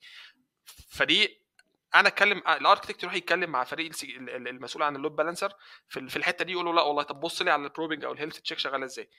فيلاقيها كده، تلاقي مثلا في مشكله في النتوركس فلازم تخش على التولز بتاعه المونيتورنج وتلاقي والله في مشكله في الباكيت لوس او مش عارف ايه. الاركتكت بيبص على الحاجات ديت، فهتلاقي الاركتكت بيتعامل اكثر مع الفرق الاخرى بحكم ان هو المفروض يكون عنده اويرنس اعلى من بقيه التيم في الحتت ديت. مهم. مع المانجمنت مثلا بما انهم كلهم مديرهم واحد، ففي الاخر الدليفري مانجر هو اكاونتبل على الدليفري. فالاركتكت ممكن يكون شايف ان في توجه معين انفع، بس هو هنا مش صانع قرار. هو اسف، هو مش متخذ القرار، هو صانع قرار. لا مش عارف هنسميها ازاي. المهم يعني هو بيقدم ريبورت، مش هو بياخد القرار النهائي. المسؤول اها. في الاخر هو بيكون المدير، هو اللي ليه الكلمه النهائيه بما انهم كلهم بيريبورتوا لنفس الشخص. تمام. شفت موديل تاني بيبقى فيه بقى اللي هو الشابترز والسكوادز والحاجات ديت. بصراحه ما اشتغلتش في الموضوع دوت، بس خلاص الكلام عاده بيكون ليك كأن ليك مديرين، يعني مدير على مستوى البرودكت او التيم، وفي تيم تاني بقى بيكون شغال اكروس ذا اورجانيزيشن كده، بيكون ماسك اسبيكتس معينه مثلا زي الاركتكتشر ده بيبقى سكواد، زي مثلا بتلاقي مثلا ناس بالظبط، مسؤولين على البروسيس. احنا شغالين كده. طيب انا بصراحه قول لي انت بقى دلوقتي، احكي لي بقى انتوا عاملين ايه عشان هو استفاد زي ما انا من كنت بقول لك، هو ده من ضمن مشاكله، انه آم، انت بتاخد قرارات وبتتفاجئ. طب انت ليه ما سالتناش؟ ايوه، طب يعني انا اسالك امتى وما اسالكش امتى؟ طب انا دلوقتي عندي المشكله دي، فانا بشوف لها حل. ولو استنيت مثلا انه تقولوا لي حل، فطبعا لانه بيبقى مسؤول عن حاجات كتير ومسؤول عن تيمات كتير، بالذات كل ما الشركه او التيمات حجمها بيكبر، هو او التيم بتاع الاركتكت يعني بيبقى عليه هيدك كبير، وبيبقى كمان هو من ناحيه تانية مطلوب منهم قرارات بخصوص احنا عايزين نقلل التكلفه. قللوا لنا التكلفه بتاعه الاوبريشن كلها بالسيرفرات بالحاجات دي. فمحتاج هو بقى اوبزرفابيلتي ومونيتورنج وحاجات تانية، يعني ايه، موال تاني، فبيبقوا غالبا مش فاضيين. فلو انا مثلا عايز اسكيدول بقى كول ان احنا نناقش حاجه، غالبا ما بتبقاش الناس دي متاحه. فبتحصل بقى المشاكل دي. عشان كده انا اوقات ببقى عارف طب انا اسالك امتى وما اسالكش امتى. طب لو انا مستعجل وعاوز اخد قرار عشان نحل مشكله، حاجات شبه كده. إمم. طيب في الحالة دي اللي بيحصل عادةً إيه، إن أنت بتاخد القرار وبيمشي كلامك. فهنا ما هو محتاج. غالبا لا، يعني هم غالبا بيقولوا انه ايه، هيبقى ده حل مؤقت، وهم بقى بيبروبوزوا حل انظف لو شافوا ان الحل ده فيه مشكله. الحل ده بقى بيدخل بقى في الايه، في البلان بروسيس بقى بالطريقه النظيفه بقى، ان احنا هنمشي بخطوات 1 2 3، واللي تبدا بقى تدخل التيم بقى لحد ما توصل انها تاسكات معينه. او بيبقوا هم عندهم تصورين، فيقول لك خلاص خد اعمل لي بروف اوف كونسبت على الحلين دول لحد ما نختار واحد منهم، وهكذا يعني. إمم. بيقبلوا بس بصوره مؤقته، يعني بيقبل الحل بصوره مؤقته، الا لو خلاص احنا مضطرين وعدى عليه، فالمؤقت بيبقى دايم يعني. بالضبط، أنا كنت لسه هاقول لك دلوقتي في مثل صيني مشهور جدًا بيقول لك: "لا شيء يدوم مثل المؤقت." خلاص بالضبط. أدام اشتغل وطلع production يبقى قابلني لو لو شُفت وشه تاني. بالضبط. هي بس الفكرة إيه، إن غياب الarchitect مش معناها إن الarchitecture role مش هيتم، لأ بالعكس، العكس هو الصحيح. طيب كويس إن إحنا فتحنا الموضوع دوّة. هل الarchitecture position والّا role؟ هو role. حلو. يعني كتير من المؤسسات اللي انا اشتغلت فيها قبل ما ابقى اركتكت ما كانش فيها اركتكت اصلا. طيب مين اللي كان بياخد القرارات ديت؟ التك ليد. مين كان بياخد القرارات ديت؟ المدير. مين اللي كان بياخد القرارات ديت؟ السينيور. ففعليا في اركتكتشر ديسيجنز لازم حد ياخدها. لو البوزيشن بالظبط. ده موجود هيبقى الراجل ده اكاونتبل عليها، لو مش موجود في حد هياخدها. طيب ده نستفيد ايه من الكلام دوت؟ ان لازم ان كل الناس السينيورز اللي في التيم يبتدوا لازم يلاقوا حد يقوم بهذا الدور وياخد القرارات ديت عند الحاجه. حلو. طب اخد القرارات دي ازاي؟ ان انا ابتدي اتعلم الحاجات ديت حتى باثر عليها. هنتكلم عن النقطه دي كمان شويه ان شاء الله. لازم يكون عندي مهارات الاركتكتشر عشان اعرف اخد الديسيجنز ديت. لو ما فيش حد بيقوم بالرول دوت انا اقوم بيه. والجاب اللي انت مش هتسدها في حد غيرك هيسدها، تاكد من ذلك. فسدها انت احسن واستفيد من الوضع العشوائي. طب احنا كده اتكلمنا عن ايه الاركتكت، واتكلمنا عن انواعهم في النقطة اللي قبلها، وحاليا اتكلمنا عن الناس اللي الاركتكت بيشتغل معاهم. نبدأ نتكلم بقى عن الصفات. احنا اتكلمنا طبعا بصورة بسيطة عنهم، عايزين نتكلم عن الصفات اللي لازم تبقى موجودة في الاركتكت. لا غنى عن الصفات دي، عشان انا كديفيلوبر بقى محتاج ابقى اركتكت، عايز امشي، او انا بقى سينيور وات ايفر البوزيشن بتاعي، عايز اروح في السكه دي، او حتى لو مش عايز اروح، عايز يبقى عندي النوليدج اللي تخليني شخص قادر ياخد قرار. لانه زي ما احنا قلنا ان الاركتكت في الغالب يعني هو شخص عنده نوليدج كبيره بياخد قرارات. فانا كشخص حتى لو انا سينيور عايز على السكوب الضيق بتاعي، او كديفلوبر حتى عادي، قادر اخد قرار. ايه بقى اللي انا محتاج اشتغل عليه، او ايه الصفات اللي المفترض تبقى عندي عشان ابقى شخص اركتكت، ايا كان بقى هو بوزيشن او رول يعني. حلو. طيب دايما هيبقى عندي طبعا هنتكلم على تكنيكال سكيلز ونون تكنيكال سكيلز. وصدق او لا تصدق النون تكنيكال سكيلز احيان كتير بيكون اهم من التكنيكال سكيلز، احيان كتير مش قليله. التكنيكال سكيلز احنا ذكرنا بعضها من شويه بس خلينا نلخصهم. احنا قلنا الاركتكشر هو ديزاين، فانت لازم تكون عندك تكنيكال سكيلز في السوفت وير انجينيرنج بصفه عامه. وكل الحاجات اللي احنا الجميله اللي احنا درسناها في الكليه وتعلمناها في اثناء حياتنا المهنيه لازم تكون عارفها. الاوبجكت اورينتد بروجرامنج، ديزاين باترنز، السوفت وير انجينيرنج، السوليد برنسبلز، كل الحاجات اللطيفه ديت.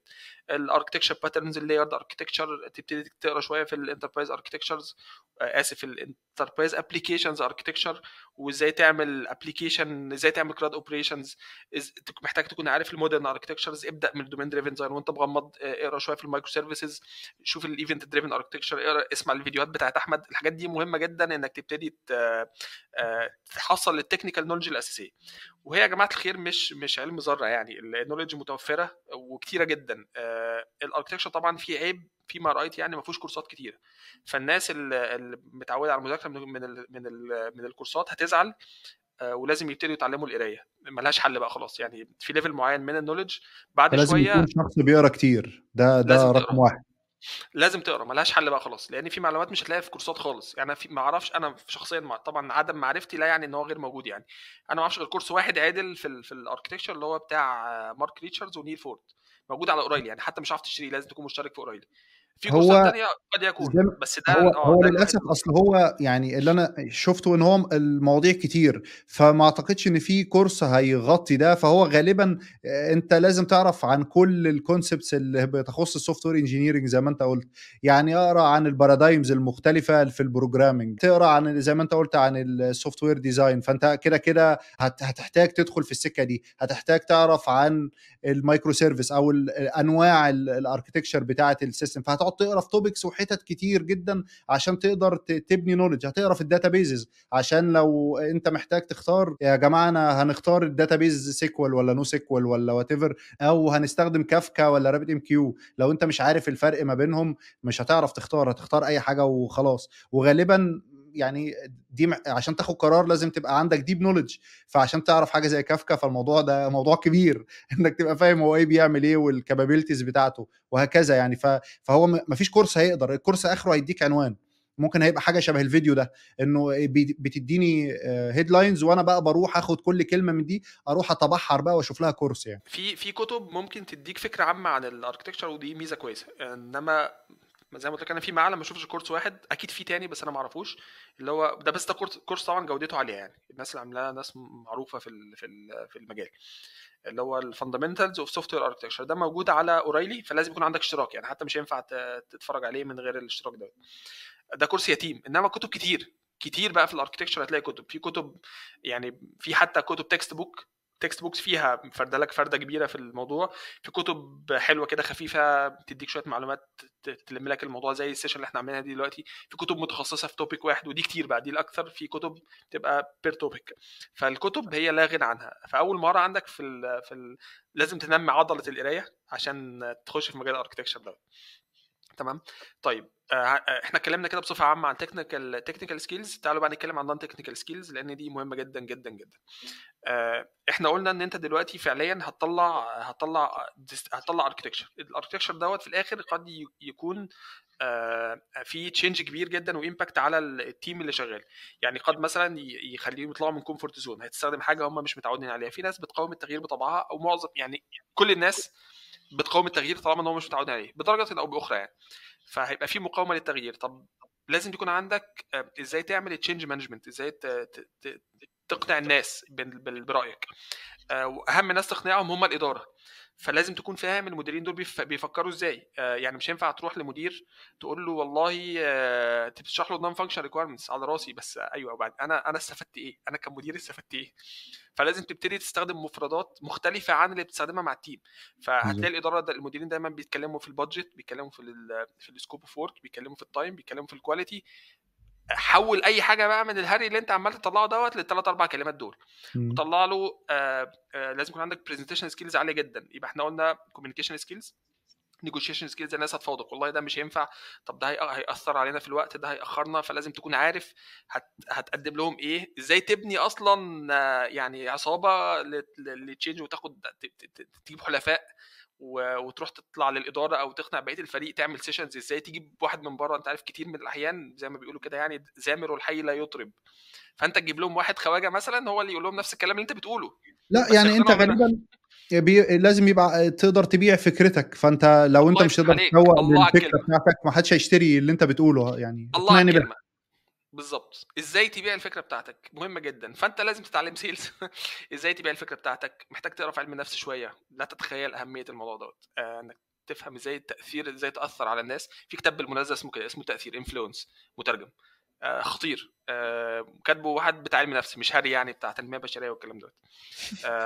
ازاي الموضوع ليدرشيب في الاخر، انت الناس عشان يسمعوا كلامك لازم يكون عندك ليدرشيب سكيلز، لان انت دي ليدرشيب سكيلز بتيجي من الكوميونيكيشن سكيلز رقم واحد، بتيجي من النولج بتاعتك وان الشخص يكون نولجبل فعلا وعنده وبيدي معلومات كتيره، فيبقى عندك سلطه ادبيه على الناس يسمعوا كلامك ويثقوا في رايك، وتعرف تقنع الناس برايك وتتقبل الاراء المختلفه. يعني تكون متواضع، تتقبل لو لقيت راي احسن من رايك، او مش شرط يكون احسن، ولكن لو انت خدت بالراي ده طالما ان هو مش غلط هيساعد الناس انها نألف القلوب شويه.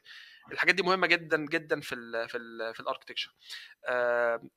التكنيكال رايتنج، انت من ضمن الحاجات الاساسيه اللي عندك انك هتعمل دوكيومنتس، دي ديليفرابلز اساسيه في شغل الاركتكت، هتطلع دوكيومنتس. فازاي تكتب دوكيومنت محترمه الناس تستفيد منها، مش بنستف بيها ورق، تكون فعلا مفيده، الناس تاخدها تتعلم منها وتبني عليها قرارات، ما تكونش بنستف ورق عشان الدنيا تمشي خلاص. ودي للاسف ده موجود كتير جدا، احنا بنستف ورق، مش عايزين نوصل للمرحله ديت. عشان كده انا عاجبني جدا الكلام يعني ذكرتها في الاول بس اكررها تاني، الفكره بتاعت سايمون براون اللي انا مش هعمل بيسموها سات دوكيومنت، سوفت وير اركتكتشر دوكيومنت. لا انا مش عايز اعمل سات دوكيومنت، انا عايز اعمل سوفت وير جايد بوك. الجايد بوك بياخد ايديا من السلام عليكم لغايه لما الابلكيشن يشتغل عندي واطلعه برودكشن، بيديني كل المعلومات اللي انا محتاجها خلال 3 4 ساعات اكون فهمت الموضوع كله. دي مهمه جدا. تمام. في غايه الاهميه بقى موضوع الاوفيس بوليتكس. تحضرني كلمه لطيفه ده عايز حلقه ده لوحده. عايز حلقه، بس خلينا ندي نفحه كده منه يعني.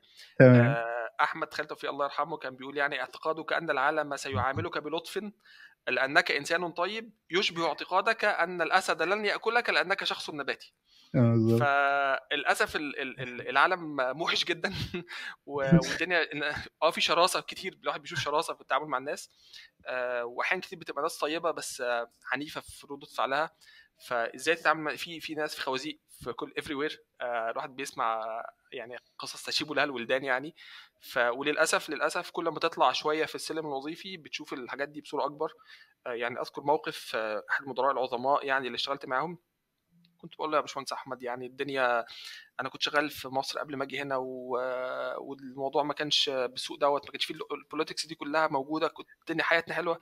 قال لي سامح عشان انت كنت صغير، مفيش شركه ما فيهاش بوليتكس، والكلام ده بيكبر بيطلع وصدق يعني. انا فعلا ما شفتش مكان ما فيهوش بوليتكس. بالظبط. لما تركز في الموضوع ده كل ما بتكبر بتشوف لعب على مستويات مختلفه خالص يعني ممكن احكي لك قصص دلوقتي بس خلينا بقى لعلها في لا سيشن تانية لا يعني. انا عارف، هو حتى كونك يعني مختلف في بيئة مختلفة فبتواجه حاجات جاست لانك مختلف يعني، فبتلاقي المعاملة مختلفة. فبرضه مش عايزين نتطرق للمواضيع دي يعني، لانه هنا برضه نفس الفكرة يعني. انت مجرد ان انت يعني، او انا حتى قريت في الكتاب، هي ملهاش علاقة بينا برضه عشان ما يبقاش فيها مظلومية يعني قوي، انه حتة انه يعني الناس دايما في ناس هم درجات بيعتبروهم درجات. كنت بتكلم مع ألفي برضه فيها انه لو انت بقى مواطن ابيض غير لو انت مواطن احمر، ولا لو انت عربي، ولا لو انت مسلم، حاجات شبه كده بتفرق حتى في ان هم هيعاملوك ازاي في الشغل، او هيتعاملوا مع كلامك ازاي، هل هيدوا له وزن ولا لا.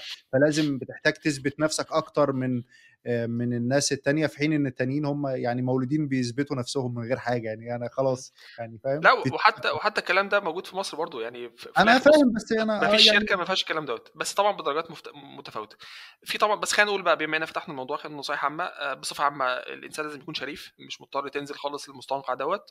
والله اخلاقيات الاسلام الاساسيه والله مفيده جدا، الواحد يتعامل الناس بالحسنى وبالمعروف، ولكن لا تكن ساذجا، بس دي اهم حاجه يعني. زي كلمه لعمر الخطاب رضي الله عنه يعني، قال لست بالخب وليس الخب يخدعني.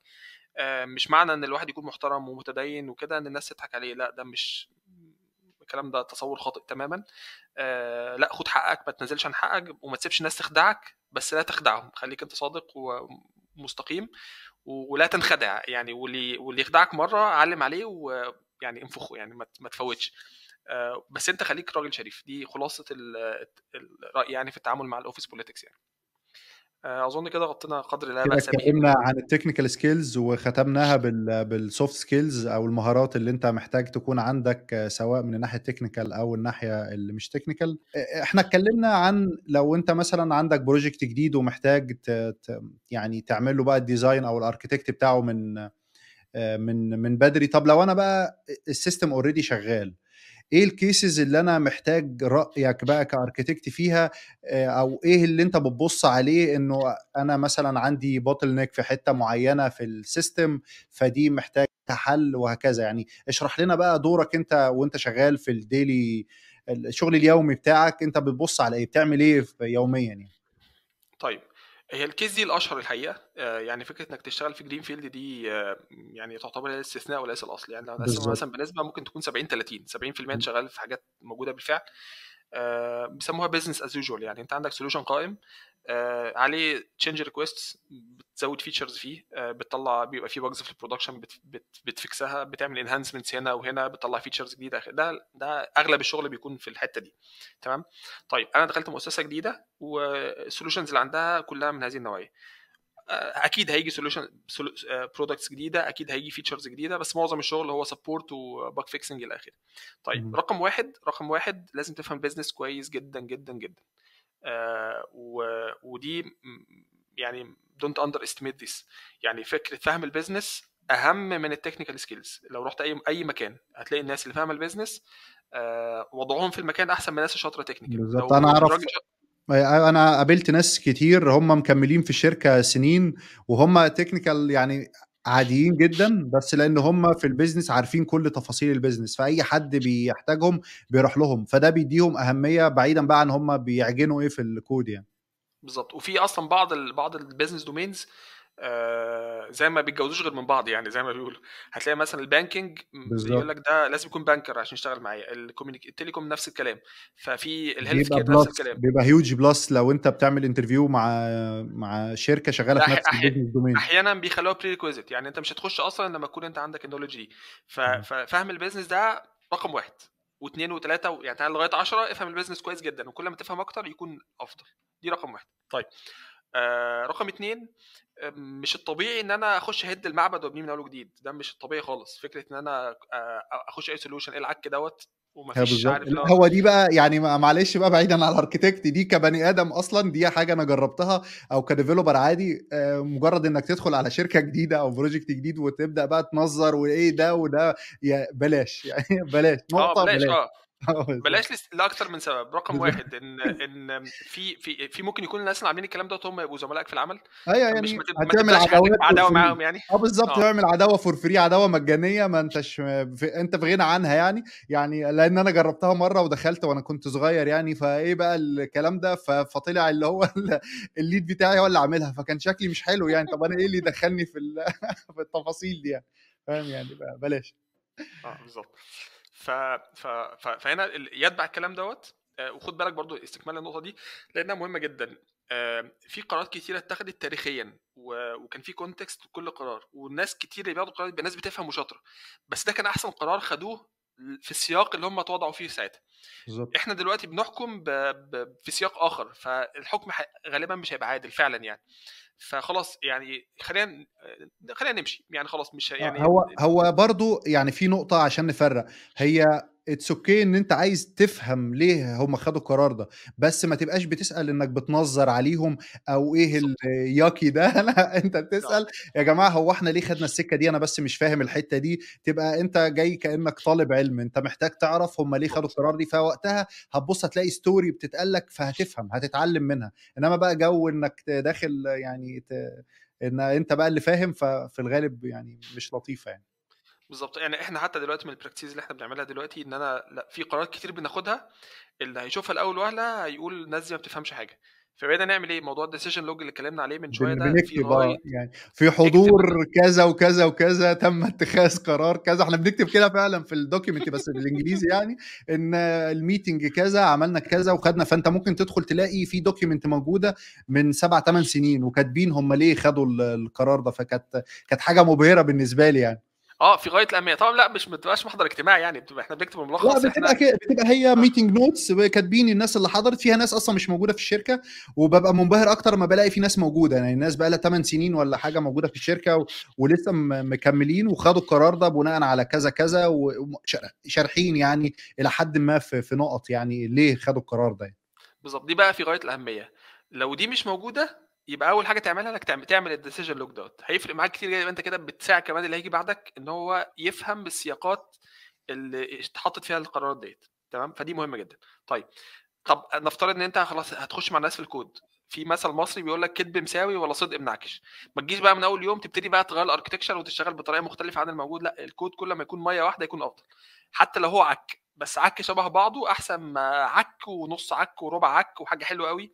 الحلويات الكتيره المشكله اللي بتبقى في الكود دي بتبقى مزعجه جدا في الديفلوبمنت، وبترهق الفريق اللي جاي بعدك. لما تشتغل في سوليوشن تعاقبت عليه اجيال هتشوف الكلام ده واضح جدا. يعني ممكن تلاقي سوليوشن معمول مثلا، انا شفت الكلام ده معمول في بي دوت نت، بعدين فجاه تلاقي نفسك بقيت شغال سي شارب. ايه اللي حصل؟ يعني في حد خد قرار تمام بس ما كملوش. تمام. فانت حاول تمشي بنفس الميه اللي موجوده في الكود دلوقتي، تمام، وخلي التيم يكمل كده. طيب بعدين دي رقم 2. رقم 3، ركز على الدليفري. انت مش جاي عشان تنظر عليهم ولا نحط مقترحات فلكيه ورؤيه 2030. ده مش دورنا خالص. احنا دورنا ان احنا رقم 1 نديليفر ونساعد الدليفري ان هو يتم. تمام.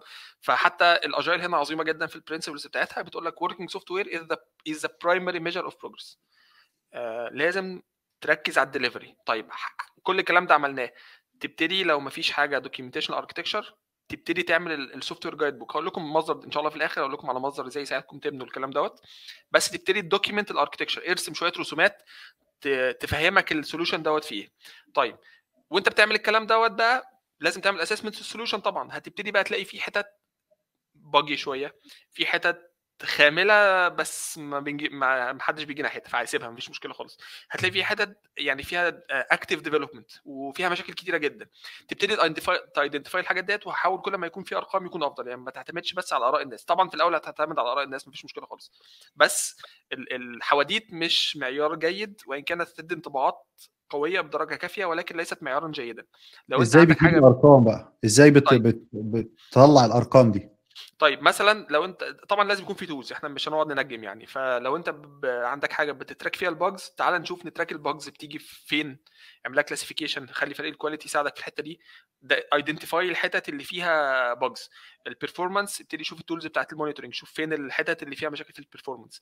الحاجات اللي هي اكتفلي ديفلوبمنت، شوف الباك لوج بتاعك فين الارياز اللي فيها. طبعا اسال يعني، خلي الناس توريك او تحط تاجز مثلا تقدر تكلاسيفاي بيها الحاجات ديت وتطلع ريبورتس.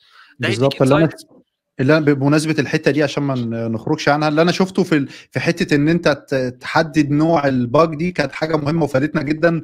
يعني حتى هم البيزنس كانوا عايزين يعرفوا شويه ارقام، فحطوا كاتيجوريز لانواع الباج. فانت قول لي نوع الباج دي ايه؟ هل هي يعني في سيفير مثلا عادي يعني، لا مش لا يو مش اكس مش بس. نوع، لا مش حجمها، لا سببها ايه، سبب الكوز بتاعها. حاطين اسباب كتير، وانت بتقفل الباج لازم تقول لي دي كان سببها ايه. هل هي مشكله في الكود، مشكله في الامبلمنتيشن، حته احنا عملنا يعني ما خدناش بالنا منها، ولا كانت مشكله في التستنج ان احنا ليه عدت اصلا من الاول. بتكتب ريزونز كتير، هم بقى بيجوا يعملوا زي كلاسيفيكيشن في الاخر بقى عدد المشاكل اللي طلعت لنا من الكود، كود وايز. مشاكل كانت المفروض مثلا من الداتا ما كانتش موجوده على الانفايرمنت دي، ظهرت على الانفايرمنت دي. حاجات شبه كده بحيث هم يقدروا ياجريجيتوا شويه ارقام زي ما انت بتقول عشان يقدروا ياخدوا قرارات بناء عليها يعني. بالظبط. وكتير كتير النتائج بتاع الكلام دوت هو ادام شغاله سيبها، ده غالبا بنسبه كبيره هتكون النتيجه بتاعت الدراسه دي كلها. ودي ودي كيس صحيح، ادام الدنيا شغاله ليه تدب فيها مفكات؟ بس ممكن تاخد اكشن ستيل، تقدر تعمل حاجات. زي ايه الحاجات اللي ممكن تعملها؟ انك في مثلا في فكره الكونتينوس ريفاكتورنج، بس مش لازم تفاكتور بيج ريفاكتورنجز يعني. الحاجات الاساسيه الموجوده في التولز، اكستراكت ميثود، بروموت تو مش عارف كلاس، طلع انترفيس. الحاجات دي لطيفه جدا ومفيش ريسك تقريبا خالص. مش محتاج حتى تكتب يونت تيست عشان تتاكد انها سليمه. اعمل الحاجات دي، وخلي دايما بس خلي التيم يعمل الحاجات دي. بس لازم الكود اصلا يبقى فيه تستات عشان انا ابقى مطمن وانا بعمل اي تشينج يعني. انا عن نفسي آه، لو الكود مش تيستابل انا هخاف. انا عن نفسي اخاف ادخل احط فيه اي تعديل. لازم الاول اكتب تستات للكرنت كيس بالنسبه لي على الاقل عشان ابقى مطمن، لان انا بيبقى اعتمادي رقم واحد على التستات. يعني انا اوقات ما بتستش انا لو بقى بيلد اي بي اي او وات ايفر، ما بتستوش اصلا مثلا من بوست مان. ممكن اتسته بعد ما يعمل له ديبلوي على انفايرمنت ستيج او حاجه شبه كده يعني. فانا التستات بالنسبه لي هي رقم واحد. فمش هقدر بصراحه اعمل ريفاكتور من غير وجود تستات. ده رايي يعني. طيب انا رايي مختلف شويه. انا برضو مش من مدرسه انك تكتب يونت تيست لكل حاجه ويبقى عندك هاي كفرج. لا، انا بكتب يونت تيست للحاجات اللي تستاهل. زي ايه؟ حاجه فيها كالكوليشنز كتير، لو ما عملتش يونت تيست هتزعل، هتزعل بجد، مش هزار يعني. فدي كيس تستاهل. انما بلاقي كتير حاجات مثلا الناس بتكتب يونت تيست بيتستوا ريبوزيتوري. يا جماعه الخير، ما الداتا بيز هتفضل شغاله. لو الداتا بيز مش شغاله، السيستم بتاعك خلاص دي يعني توتال فيلير للسيستم، لازم يقف. مش محتاج تكتب يونت تيست الحاجات ديت. في ناس ودي بالظبط. شفتها برضو، عشان انا كان عندي تارجت في الكفرج، فبروح بجنريت يونت تيست للبروبرتيز والجيترز والسيترز. يا جماعه الخير، احنا مش بنستف ورق، احنا عايزين نعمل شغل ما ده نظيف. مش قصدي برضه يعني. تمام. لا، ما انا فاهم مش قصدك، بس انا قصدي ان في كيس معينه ما تستاهلش. وخاصه ان في تولز دلوقتي بتجنريت يونت تيست وبتعمل لك فازيفيكيشن للسيناريوز. فكتير يعني ممكن توفر وقت كتير جدا من كتابه اليونت تيست. تكتب يونت تيست بس الحاجات اللي فيها كالكوليشنز، فيها كومبلكس بزنس رول، فيها اف كونديشنز كتيره، فيها سيناريوهات متشعبه، تبتدي تيست الحاجات دي. انما الايدج كيسز والكلام ده كله ممكن كلها جنريتها، مش محتاج اصلا تكتب لها حاجه. دي من ناحيه. من ناحيه ثانيه، التيست دريفن ديفلوبمنت رايي فيها مش حلو قوي يعني. بس يعني ممكن مش مهم يعني، مش مهم يعني، فيها خلاف سائغ في الحته ديت. بس يعني ممكن تبصوا في كان في حوار مشهور جدا جدا جدا ما بين كنت بيك اللي مخترع موضوع التست دريفن ديفلوبمنت، وديفيد هانيمر هانسن اللي عامل ريلز فريم ورك. دي وكان اتش. دي اتش اتش بالظبط، اسم الشهره بتاعه دي اتش اتش. كان مستضيفهم مارتن فاولر. اظن بس في يعني انا ما شفتش الحوار، بس انا عارف دي اتش اتش اراءه يعني شويه متطرفه شويه يعني. انا رغم ان انا روبي وريلز المين تكنولوجي بتاعي، بس انا حتى مش عامل له فولو لانه بصراحه يعني اراءه دايما اللي هو ايه اقصى اليسار في كل حاجه يعني. لا، انا اقول لك حاجه. انا واخد سكرين شوتس من كنت بيك يعني انت شخصيا. قبل ما تقول لي انا فهمت انت يعني الكونتكست. انا ما شفتش اللي انت بتتكلم عنه، بس انا يعني فهمت المضمون يعني. لا، انا اقول لك حاجه. انا واخد سكرين شوتس من كنت بيك شخصيا على مدار يمكن 3 4 سكرين شوتس من اجاباته في اوقات مختلفه من عمره. يعني في الاول كان يتسال مثلا لازم اكتب كل حاجه تي دي، قال لك اه طبعا. وبعدين بعد شويه حد بيساله انت بتكتب كان لما كان في فيسبوك، كان انت كنت بتكتب تيست يونت تيست لكل حاجه مش عارف إيه؟ قال لي لا احيانا. وبعدين حد تاني بعدها بشويه بيساله انت كل حاجه بتكتبها تي دي، قال لا ليه اصلا اعمل كده. فهو الراجل نفسه اللي اخترع دوت. طبيعي يعني الناس طبيعي. زي ما بقول لك اللي هو بعد ما بيبقى عندك نوليدج بتبدا تاخد قرارات مختلفه يعني، وانت كشخص بتبقى شخص مختلف يعني. انت ممكن تقرا كتاب واحد تبص تلاقيك شخص تاني بعد ما قريته يعني. فهي طبعا بس برضه يعني عشان الناس ما تاخدش كلامي ان هو ده حلو، لا يا جماعه الخير، الموضوع فيه اختلاف. وانا متبني في فكره دي اتش اتش، بس ده مش شرط يكون صح ومش شرط يكون غلط. كل واحد بياخد قراراته بناء على خبرته الشخصيه. خبرتي بتقول ان اليونت تيست مفيده يونت تيست لازم تعمل يونت تيست، مش لكل حاجه، للحاجات اللي تستاهل اللي ممكن يحصل فيها اخطاء.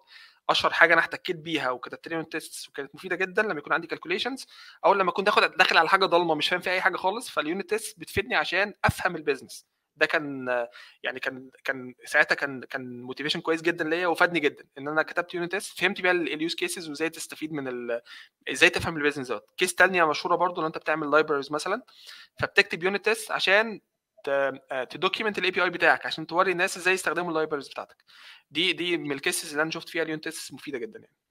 ما هو انا احنا برضو انا هقول لك انا بحاول ان انا ما يبقاش رايي هو راي يعني شخص اللي هو بيقول. انا بقى بسمع اراء ناس مختلفه، وفي الاخر اللي بيبقى بيؤثر فيا اكتر اللي شفته بالتجربه. يعني انا جربت اما انا كنت بشتغل بيونت تيست على حتت المهمه، اوقات بتلاقي حتت مش مهمه وبتاخد وقت كبير جدا. ليه؟ لانك انت بتعدل هنا فضربت هنا، بتعدل هنا فضربت هنا، في حين ان انا لما بيبقى الكود يعني معمول له كفر بنسبه كبيره، بتعمل انت تشينج انت شايفه بسيط، ده مش مستاهل، بتبص تلاقيها ضربت في كذا حته، بتتفاجئ بقى ما تلاقي التستات نفسها بتفيل. ده في الكيس دي انا ما خدتش بالي منها، لان غالبا ما بناخدش بالنا من كل الكيسز. فتخيل بقى كل كيس زي دي ما بتقابلك وبتبدا انت تكتب لها انت التست كيس بتاعها، بتلاقي مع مرور الوقت انت مكفر كل الكيسز. فلو حد دخل عطس في الكود تعالى خد ادخل صلح، فاهم؟ بتبقى امان اكتر. انا عن نفسي ده رايي يعني. طبعا الكيسز اللي انت قلتها لا انا مش محتاج اكتب تيست ليها، انا محتاج اكتب تيست للفانكشناليتي اللي انا بعملها دي، ان انا عندي انبوت كذا هطلع اوتبوت كذا، دايما عايز اتاكد ان الاوتبوت هو كذا ما يتغيرش، ابقى مطمن انه هيطلع كذا ايا كان بقى. انا العب في اللي انا عايز اعمله جوه، شيل ده اعمل ده، فمطمن ان هتاكد ان الاوتبوت هيكون اللي انا مستنيه يعني. وزي ما انا قلت يعني فكره اليونت تيست لازم نكتب يونت تيست. يعني النقطه المشتركه في كل الناس اللي بيتكلموا ان التيست مهمه جدا في بعض الكيسز. هل هي مهمه في كل الكيسز؟ هتلاقي في اختلافات. هل هي اكتبها في الاول ولا يعني قبل الكود ولا بعده؟ في اختلافات. فهنا الخلاف لا يضر، يعني كل واحد في الاخر بيشوف المناسب ليه ويعمله. هي مش فدي تفرق طبعا من قبله ولا بعده يعني، مش لازم هي اللي تبقى دريفن، بس يبقى في تيستات يعني. انا ده رايي، انا مش لا لازم ما بقول لك تبقى. في اليون تيست مفيده، وفي كيسز لو ما عملتهاش هتزعل جامد جامد جامد يعني، ما فيهاش خلاف يعني. انما في كيسز ثانيه لا، يعني عملتها زي ما عملتهاش، ممكن تكون ما تعملهاش هتوفر عليك وقتك، لانك بتكتب يون تيست محتاج تعمل لها مينتنس، فده برضو ليه كوست. تمام. طيب خلينا نرجع لموضوعنا بخصوص الاركيتكت برضو والقرارات اللي بياخدها. ايه برضو يعني بعض البوتل نيكس اللي هو لازم هو وقتها يقول لا انا هناخد قرار. ايه حاجات شبه ايه؟ انت قلت من ضمن الكلام البرفورمانس ايشوز والحاجات اللي هو يبص مثلا في عندنا مشكله السيستم فيه، يعني مشكله بتحصل او هتحصل بعد فتره معينه، حاجات شبه كده. كلمنا في الكيسز دي من واقع خبرتك يعني. طيب خلينا نقول برضو يعني في حاجات كتيره تنطبق هتاخد بالك منها، يعني نفس الدرايفرز اللي قلناها في الاركتكشر هتطبقها عندك برضو. فهتبتدي يطلع عندك شويه في نقطه مهمه قبل ما نخش في الحته دي، حاول برضو تبني السوفت وير جايد بوك للسوفت وير اللي انت شغال فيه لو ما فيش حاجه شبهه. تمام. عشان ده اعتبره دوكيومنتيشن لايف دوكيومنت، يعني محتاج مينتنس طبعا، بس ده من الحاجات المهمه اللي محتاج تاخد بالك منها. طيب نفترض بقى انا عملت اناليسيز وعملت اسسمنت للسولوشن وطبقت عليه الدرايفرز اللي احنا اتكلمنا فيها في النيو سولوشنز، طلعت شويه قرارات محتاج اخدها. زي على سبيل المثال هتلاقي في قرار ان انا مثلا محتاج حاجه تشتغل في الباك جراوند، زي باك جراوند جوبز. هتلاقي كتير من الناس بيعملوا ويندوز سيرفيس مثلا او حاجه في السكيدولر وشغاله بتران كل شويه. بس فعليا الكيس انا مش محتاج حاجه تشتغل اون سكيدول، انا محتاج حاجه تشتغل اسينكرونس. فساعتها هل يستاهل ان انا ادخل مثلا مسج بروكر؟ ده من القرارات اللي ممكن ناخد بالنا منها. سنه واحده انا بقول بس مقترحات، لسه ما قلتش هنعمل ايه. تمام. انا بقول لك نوعيه الحاجات اللي محتاج تبص عليها. هتلاقي من الحاجات المهمه جدا تاخد بالك منها ان انا ابتدي انتروديوس ستاندردز. زي ايه؟ من اشهر الحاجات السكيورتي. هتلاقي كتير كتير كتير يوزر مانجمنت والهاو تو سكيور يور اي بي ايز واللوجنز والاوثنتيكيشن والاوثرايزيشن، الحاجات دي كتير بيعملوها كاستم. واسوأ حاجه تعيد اختراع العجله فيها هي سكيورتي. في سوليوشنز وستاندردز كتيره جدا في الحته دي، حاول تستخدمها، ما تعيدش اختراع العجله. دي من الحاجات مهمه جدا تبتدي تركز عليها. مثلا لو انت شغال على مثلا بتعمل ويب سيرفيسز او اي بي اي ويب اي بي ايز، اختار نوع واحد من الاي بي ايز، وليكن ريست او جراف كيو ال. بغض النظر انا بحب ريست، ما بحبش الحاجات التانية، بس دي تفضيلات شخصيه وتخضع للسياق بتاعك يعني. بس لو انت مثلا شغال ريست، حاول تادهير للريست كونسترينتس بقدر المستطاع، واكتب الكلام دوت وحاول الناس تلتزم بيه.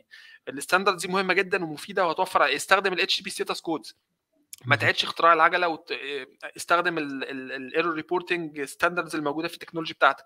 ما تعيدش اختراع العجله وتخترع بروتوكولز جديده مش مفيده. كل ما تتقرب من الستاندردز بتسهل المينتننس وبتسهل السبورت. ونقطه مهمه جدا انك بتسهل انتر اوبرابيلتي. احنا اتكلمنا على النون فانكشنال ريكويرمنتس، فكره الانتر اوبرابيلتي في غايه الاهميه، بالذات لما بنتكلم على الديجيتال ترانسفورميشن وانت عايز كل الناس بتروح للديجيتايزيشن والكلام دوت. السولوشن بتاعك مش هيفضل عايش لوحده، لازم يكلم الناس التانية عشان يستفيد منها ويكملوا بعض. في هنا تبادل منفعه، فلازم تفكر في ازاي السيستم بتاعك هيكلم الناس التانية. فركز جدا في موضوع الانتر اوبرابيلتي. لو انت شغال مثلا تيرز، ابتدي فكر ازاي تكسبوز الفانكشناليتي بتاعتك على كاي بي ايز.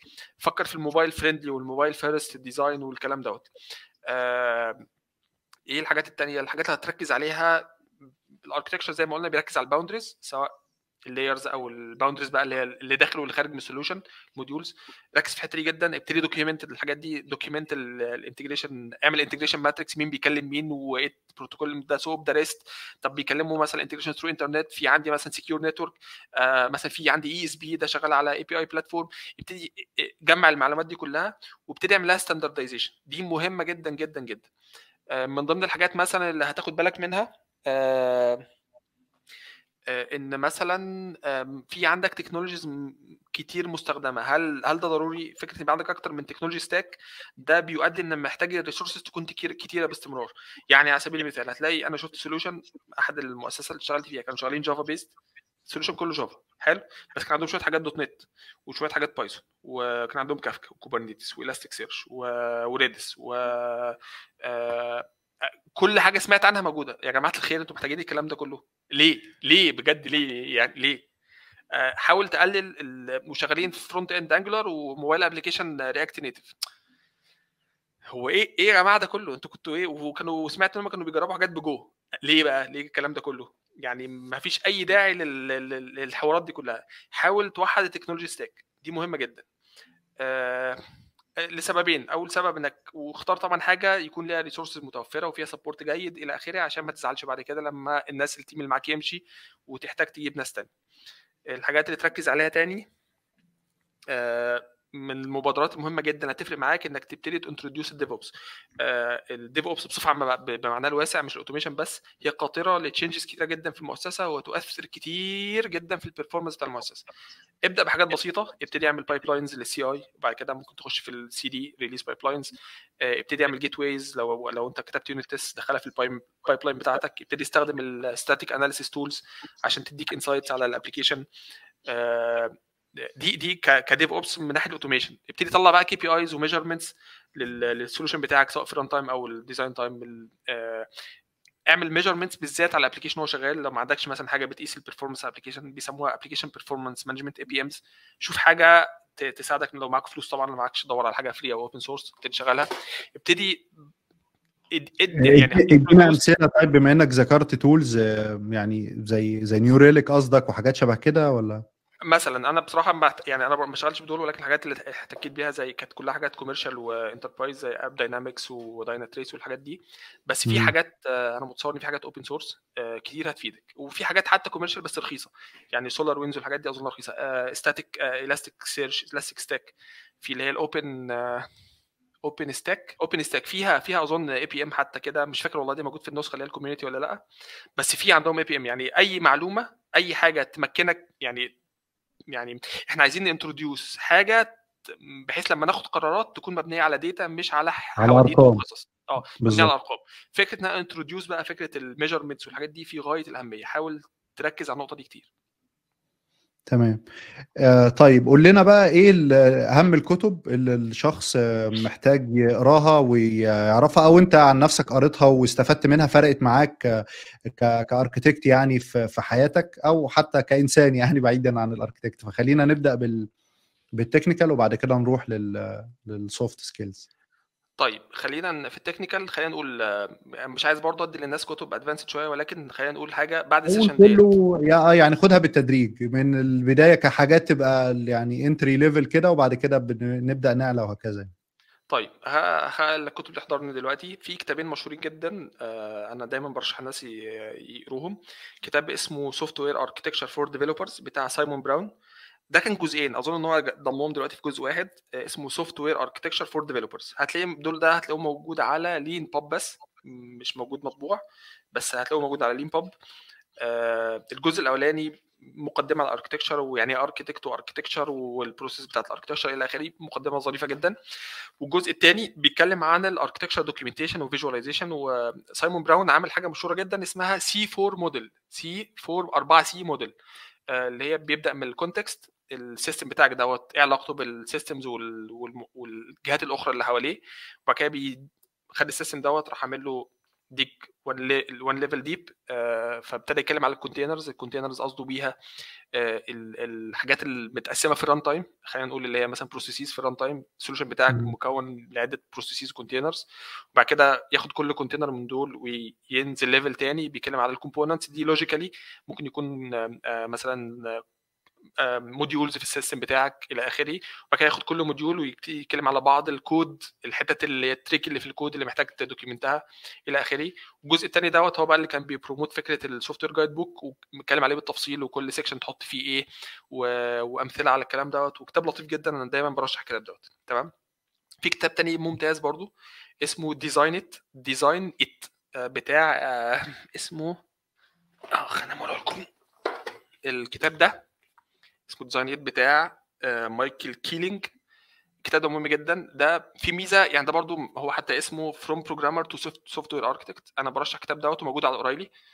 سوفت وير اركتشر فور ديفلوبرز مش موجود على اوريلي، بس ده موجود على اوريلي. ميزه الكتاب دوت ان هو بيبروموت بقى فكره ايه. طيب الاركتكشر دوت هو رول مش بوزيشن. طب ازاي بقى افيل الرول دوت؟ طب ازاي اتعلم الحاجات دي باثر رجعي؟ انا دلوقتي ما عنديش اركتكت اتعلم منه، فازاي اتعلم الكلام ده باثر رجعي؟ فاعمل لك بقى كل شابتر اعمل لك شويه اكتيفيتيز تمشي عليها عشان تقوي عضله الاركتكشر عندك. الكتاب ده ممتاز، انا برشحه بشده يعني.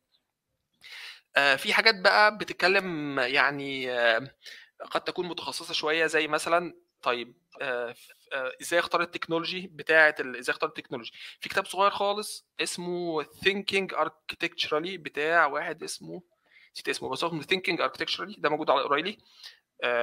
بيتكلم على كتاب صغير بتاع 70 صفحه مثلا، بيتكلم على ازاي تختار التكنولوجي، ازاي تتابع التكنولوجيز اللي بتطلع كتيره، ازاي تختار التكنولوجي، ازاي تقنع الاداره بيها، ازاي تحافظ على استدامه القرارات ديت.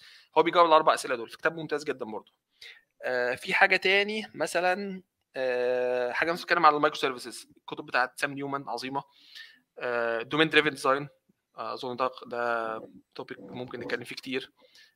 في كتاب لطيف اسمه Introduction to Domain Driven Design او Introducing Domain Driven Design بتاع واحد اسمه فلاد خونونوف حاجه كده يعني.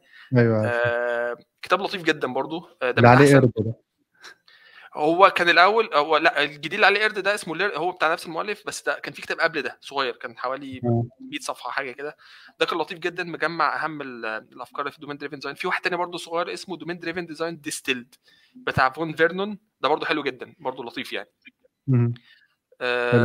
مثلا كتاب بيتكلم عن ما اتكلمناش على الاجايل اركتكشر لحد التوبيك ده كان مهم جدا، بس ممكن تبصوا على كتاب اسمه اللهم صل على محمد، اسمه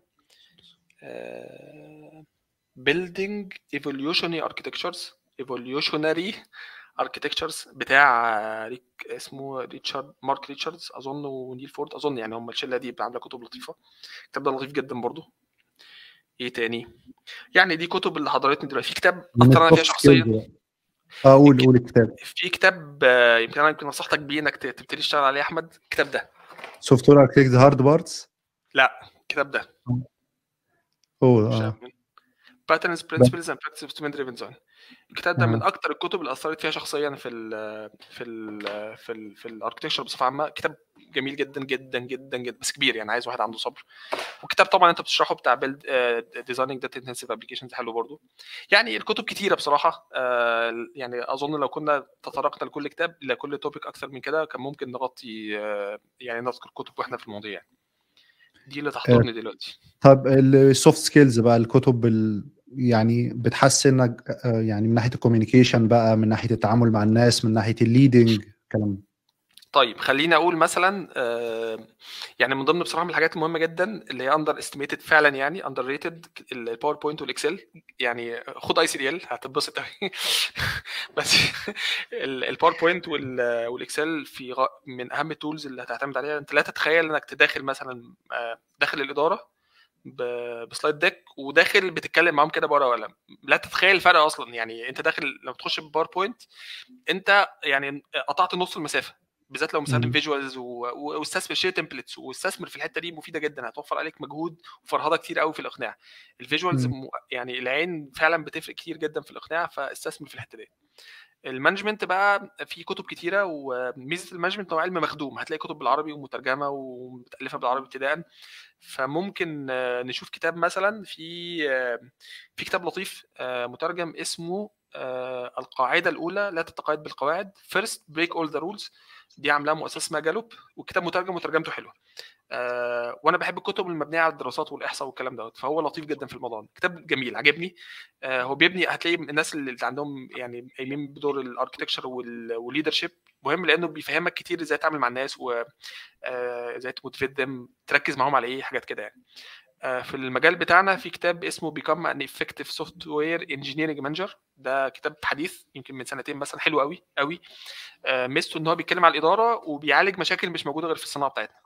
فانصح اي حد عايز يقرا في الاداره يقراه. في كتب تانية كتير بس ممكن نكتفي بدول عشان ما نطولش. تمام. علم النفس بقى في كتابين انصح بيهم بشده. ودايما الحاجات دي طبعا انا بحب اقرا المتخصصين. في كتاب اسمه مايند سيت ومترجم اسمه طريقه التفكير بتاع دكتوره كارول دويك. كتاب مهم جدا، ده يفهمك نفسك وبيتكلم الفكره الاساسيه بتاعته عن عقليه الثبات وعقليه النمو، فيكسد مايند سيت اند جروث مايند سيت. فدي من الحاجات اللي هتفيدك انت في التعامل مع نفسك وازاي تفهم الناس. ده مهم تقراه. كتاب التأثير انفلونس، ده برضو بتاع دكتور اسمه روبرت سيالديني تقريبا، مترجم اسمه التأثير.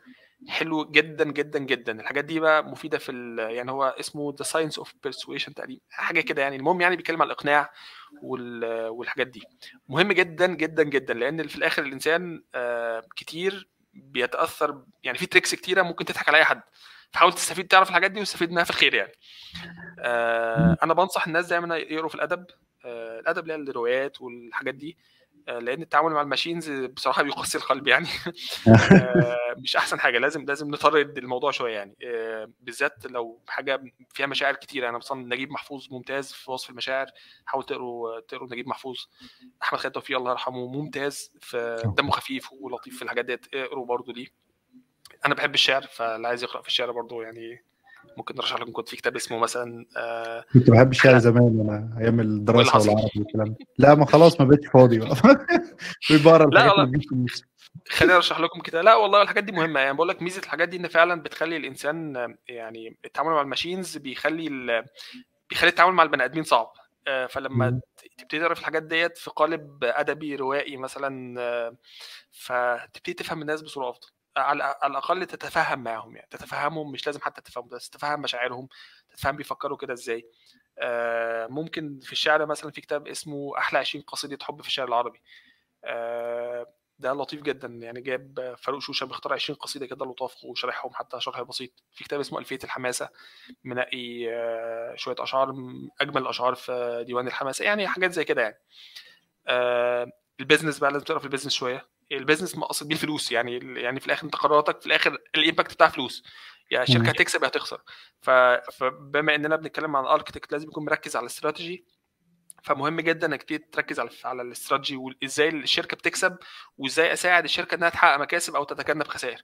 فده يعني ان انا افهم يعني ايه بزنس موديل، يعني الشركه ايه دوره الفلوس في الشركه، الشركه بتجيب فلوس منين، بتكسب منين، ايه مصاريفها في ايه، مين البارتنرز بتوعها. الحاجات دي مهمه جدا. في كتاب اسمه بزنس موديل جنريشن، حلو جدا في الحته دي فكره عامه كويسه جدا عن الموضوع ده. ممكن تقراه وليه مترجمته حلوه. في كتاب اسمه ذا وان بيج ماركتنج، ده مترجم برضو، التسويق في صفحه واحده.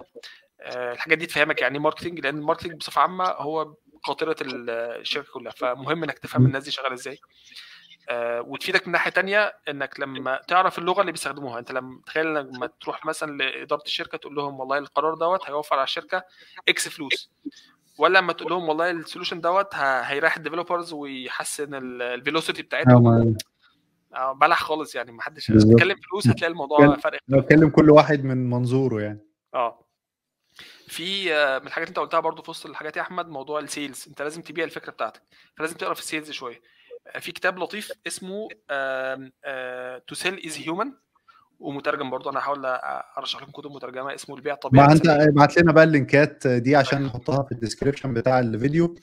وانا شايف يعني ايه، انت ما شاء الله انت قاري في كتب وحتت كتير. انا عن نفسي مش من الناس اللي هي بتقرا كتير حاجات بره التكنيكال، يعني بقرا حاجات سوفت سكيلز برضو، بس ما بتطرقش بقى للشعر والادب والحاجات دي، كان زمان بس خلاص. ممكن يعني الواحد يشوف الكتب اللي انت بترشحها دي.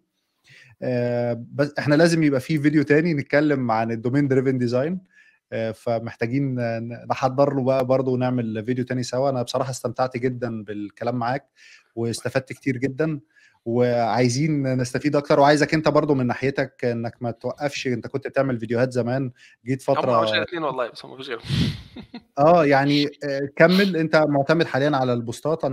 انا بصراحه مستمتع بشرحك وبطريقتك. حتى لو هتعمل فيديوهات صغيره تدخل 10 دقائق اسبوعيا كده، دردش، افتح الكاميرا وقول للناس يعني معلومه انا نفسي الناس كلها اللي بتعرف تتكلم بالعربي تتكلم وتقول وتعمل حاجات تشرح للناس. الناس غالبا بتحب الفيديوهات اكتر من القرايه، او الناس اللي انا شفتهم.